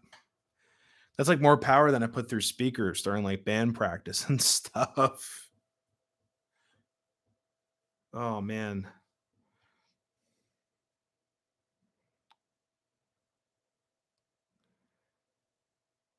Yeah, I was wondering why they haven't grounded stuff like that either, because it is insane. Like I've seen wires like these have I've seen wires melt, like heavy gauge wire underneath the Christmas tree. The train, I think the cat kicked over the train, and they are exactly the same. They're just marked differently. It's an advertisement piece, right? Be like, mine's more. It's exactly the same way I said it too. It's like, hey, Dad, mine's more powerful.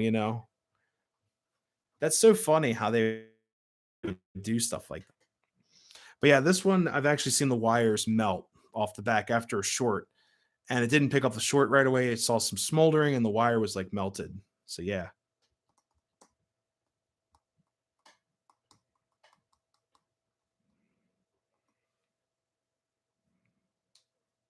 it's a scam. Hey, at least I'm not sitting there with like a rheostat like they did in the 20s, plugged up the wall power. It's like, okay, here we go. You know, dial her in off the wall. Or like the cloth cord, like right out of the wall. That's pretty scary stuff. There's actually old Lionel transformers that it's like a cloth wiring, it looks like a hairball, coming out of the wall. You plug it in. It's got like a ceramic plug, and then the cloth goes in like a ceramic transformer, and you have to like raise up the pegs and stuff to figure out what speed you want. Yeah, quick blow, especially if you are running, yeah, modern electronics. Yeah, I will definitely do that. Put one of those in here. Uh, these are pretty easy to take apart. You just take the screws off the top and it opens right up. Sis Trains did a video on it about a month ago. You'd see what the monster looks like. Oh god.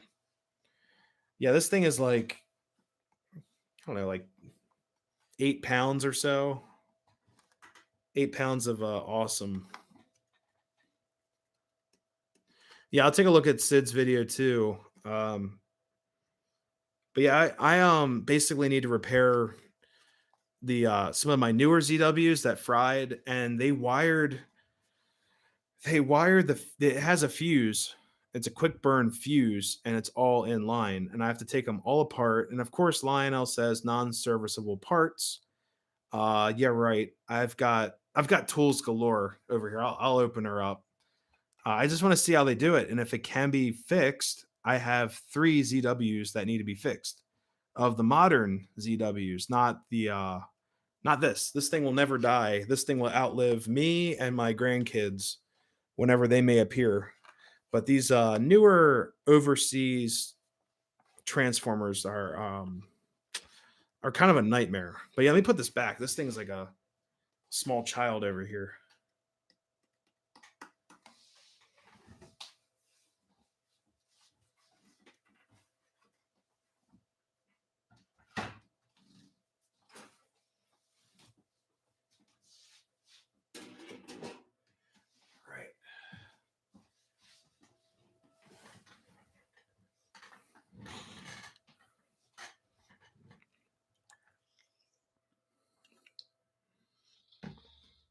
Old H.O. Bachman DC transformer always fry. Oh, you talking about like the ready to run ones with like the little red. Um, yeah, I was like doing like deadlifts with a transformer. I should show up to like Planet Fitness whenever things get back to normal. I feel comfortable going back to the gym, and I don't have to work out with a mask on. That would be pretty nice. I should bring like a Lionel. I'll bring a ZW with me and just start doing like deadlifts, and I'll do like oh god, what's I don't know. I'll start doing curls. I'll just put the transformer in my chest and just start doing curls.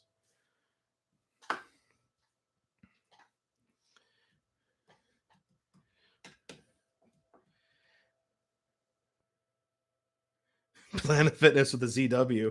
Yeah, I'll start my own gym. I'll just call it like Trains Gym. I'll just put a shelf of like different size ZW transformers. St- Started, yeah, exactly. Be like, I'm gonna work out. So like right now, I could work out with here. I'll bring it around.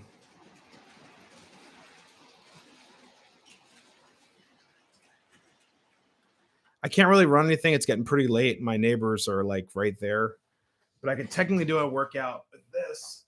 Oh my god! Let's just start working out with my E7s. Here we go. Just, just do like curls with it like this. Yeah, this is a beast. This is a Williams E7. Yeah, these are my favorite diesels of the fleet that I have.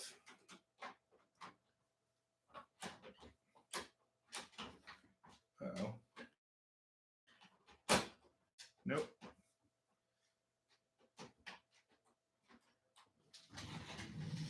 There we go. Yeah, it's on the track finally. But yeah, unfortunately, I can't really run a whole lot because, like I said, it's getting pretty late. More weight. Fine, I'll add the dummy A unit that weighs as much as the A unit that's powered. I think they might be they're close to being scale. Like I don't have a whole lot of stuff that's scale, but I think they're close. Like maybe like 7/8 model scale. They're about here. They're like this long or so. I've got some other pieces back there that are scale, but I think I don't know. The passenger cars are definitely not scale. They're like Williams knockoff Lionel passenger cars that are great. I love them. This is like I said, the E7s are all Williams. You think they're scale? That I mean they tackle 042 turns pretty well. They still overhang. Um, I think some of the other Williams stuff that I have are scale. Like the passenger cars are not, like I said, definitely not scale. But the let's see. What else? I think my Southerns back there might be scale. Yeah, the Hudson. Yeah, that thing is definitely scale. It weighs a ton. It's all die cast. It's all Williams die cast. Um, yeah, she's a beaut. She's on the. Here, I'll spin her around. Whoops. Oh, I'm stuck on the cable there. Yeah, there she is. Ta-da!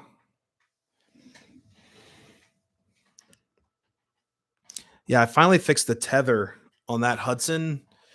It really needs 072 turns. It's a I'll just admit it's a really poor design for the tether on that Hudson.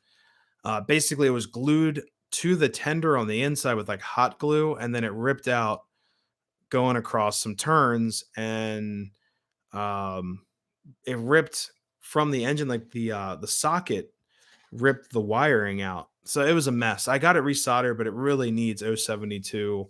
The biggest curves I have on here are all 042. Yeah, most of my stuff's semi-scale as well. I just have a couple pieces here and there that are scale.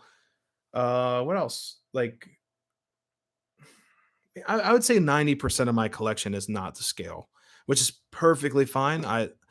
I'll run anything and anything. Like I have post-war stuff that's smaller. I've got pre-war stuff that's tiny. Like I think I don't want to drag them out because I got to go under the platform.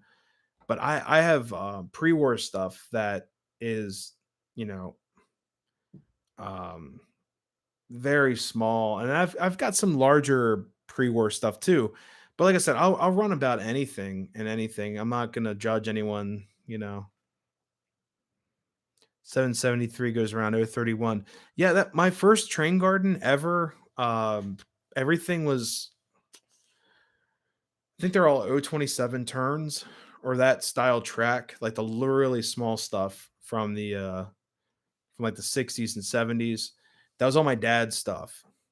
Then eventually him and I got into running pre-war, and we found out running the smaller gauge track with the pre-war stuff, your wheels would hit the frogs on your switches and the train would actually jump and derail. So him and I started getting into high rail. I guess you could call it like um tubular track. That's what they would call it. They would call it tube track. So we got into running tubular track so we could run anything and anything. And my whole garden here is all tube track. I love it. I mean, I don't at first I was very apprehensive. I was like, man, I want scale track or scale tracks or what do you call it? Fast track system or using Gargraves with ballasting or Atlas. But then I looked at the prices of Atlas and stuff like that, and moving out on your own, it took a toll. I was like, I want a really nice train garden, but I don't want to spend that much for track. So I ended up doing tubular track. I bought about maybe $200 in track, and that's including my switches too. I like the two switches up top that run my out and back loop. Those it was like $50 for the two switches in the box. Their original Lionel 022 switches. I think that was the only set I had to buy. And then I just bought there's a local hobby shop. He's like, I want this track out of here. He's like $1 a piece. So my 042, both sides, it cost me like $30 to do the whole bottom. I had tons of other stuff left over. I cut some pieces, some of it's cut, and then I ballasted all in. I think the ballasting cost more than the actual track because I spent a ton in like Woodland Scenics ballast. So, but it's all subjective. Like I love other track systems. I'm not like against it, but it's just I couldn't afford it at the time. Yeah, Menards does make that. I've been kind of curious if it's the same as Lionel's, but there's so much tube track out there.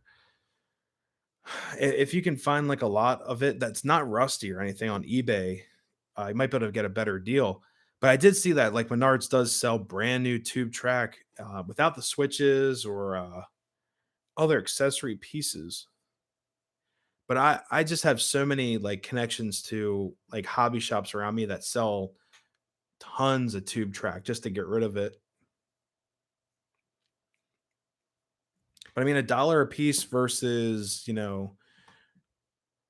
fast track is like, it's like $4 a section. It's kind of crazy.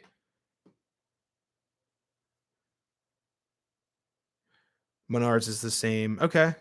Yeah, I've always wanted to check it out, maybe do a review on it or something like that. But if it is the same, I don't, I'm not going to waste money on it. Yeah, I have seen lots of fast track on eBay, but you have to really watch. So some people they'll kind of swindle you. They'll put the good stuff on top, and then if it rusts, I think fast track has a different metallurgy than some of the other tubular track. It rusts pretty easily. Um, I think some people will like kind of put the rusty stuff on the bottom when it comes to like pictures and stuff like that. Fast Track guy. Yeah, like I said, I'm not knocking Fast Track. I just can't afford it at this time. I think it looks pretty cool. I think it's a nice system. It's a little loud. Like I've heard people complain it's loud. I run it under the Christmas tree. It's very nice. It looks, it looks very nice. I will agree with that. It cleans up your wiring. Um, you don't have to solder, which is another good thing that help out the environment and also like for people's health. You don't have to mess with lead, all that stuff. All right, Henry, I'll see you. I'll see you next week's stream.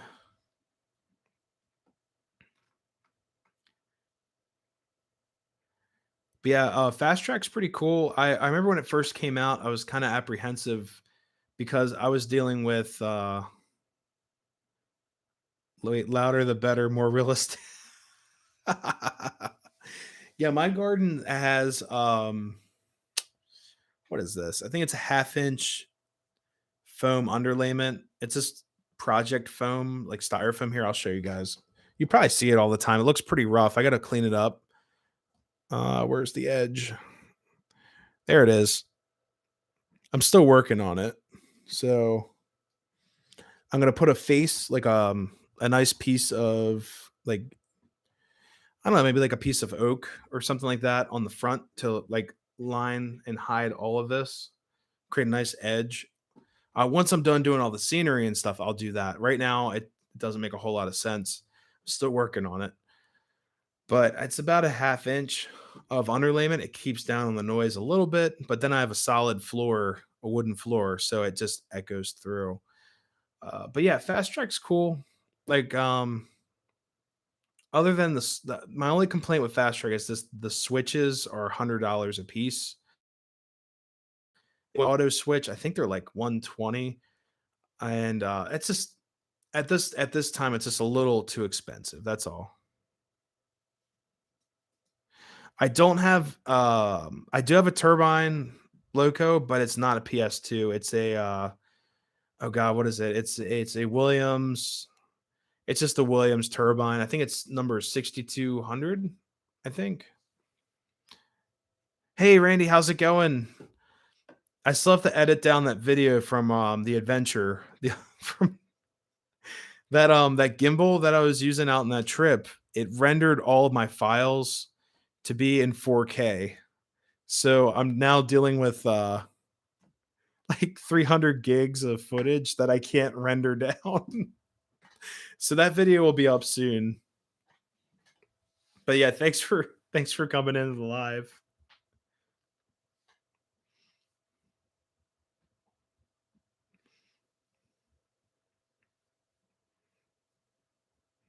But yeah, I wish I had a I really wish I had an MTH PS2 engine. That'd be so cool. There's a local train shop. The guy's got a he's got a really cool MTH engine that oh, which caboose are you talking about?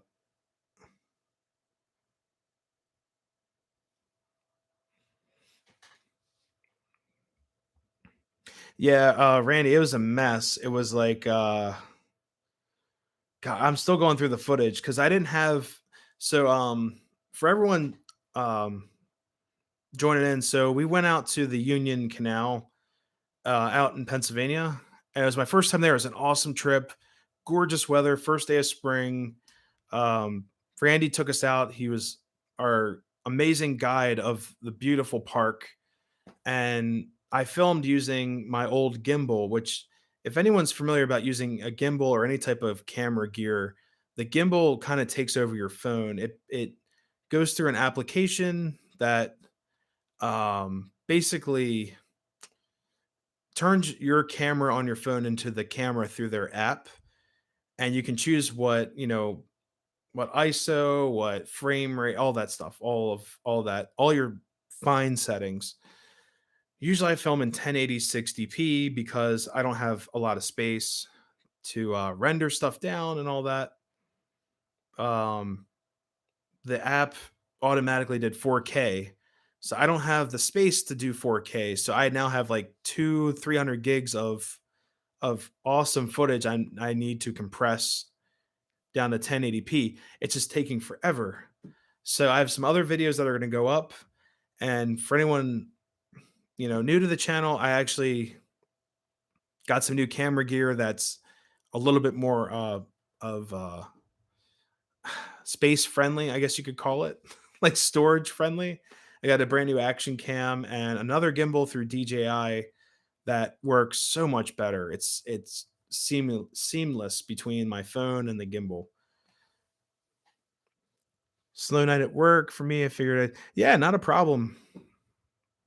Yeah, welcome to the live. I mean, usually we're running trains and stuff. It's a little too late because I do have neighbors on the other side of the wall, but usually we're running trains going crazy. Oh, are you talking about the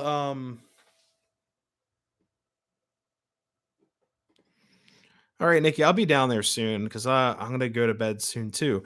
But really quick, Lehigh Valley, are you talking about that caboose here? That one right there? Because that is an MTH caboose.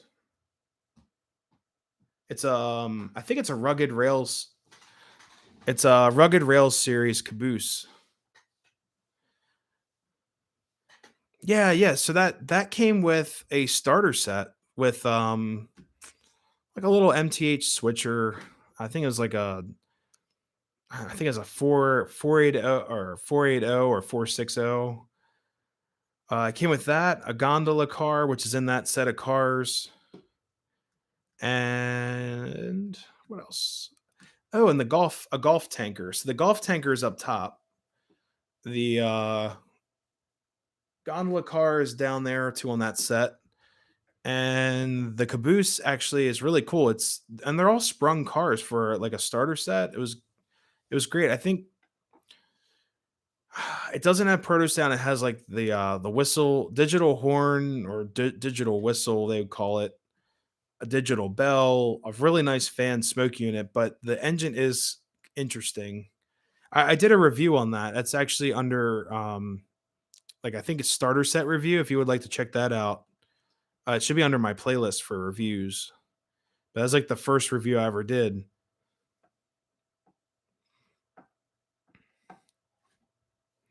But everyone, I'm actually gonna call the stream and head to bed to make sure everything's good downstairs. So I don't leave her hanging.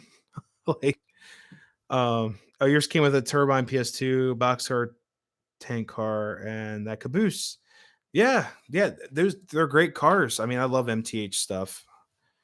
But for everyone joining in and watching the replay, thank you so much for stopping by Nick's Crossing. And we had a few new subscribers that came in, that a couple new faces. So thank you so much for joining in. Um, yes, I'm gonna actually end the stream like before. I tried to end it, but then we had all these great people come in. So yeah, it's not a problem. That was about an hour ago. So yeah, thank you so much, Randy. Yeah, I'll get that video up and we'll keep in touch. Well, Randy, are you going to the Fort Howard trip by any chance? I wasn't sure if Matt got back to me on that, but that's going to be an awesome trip. Like I've got some really cool places around there.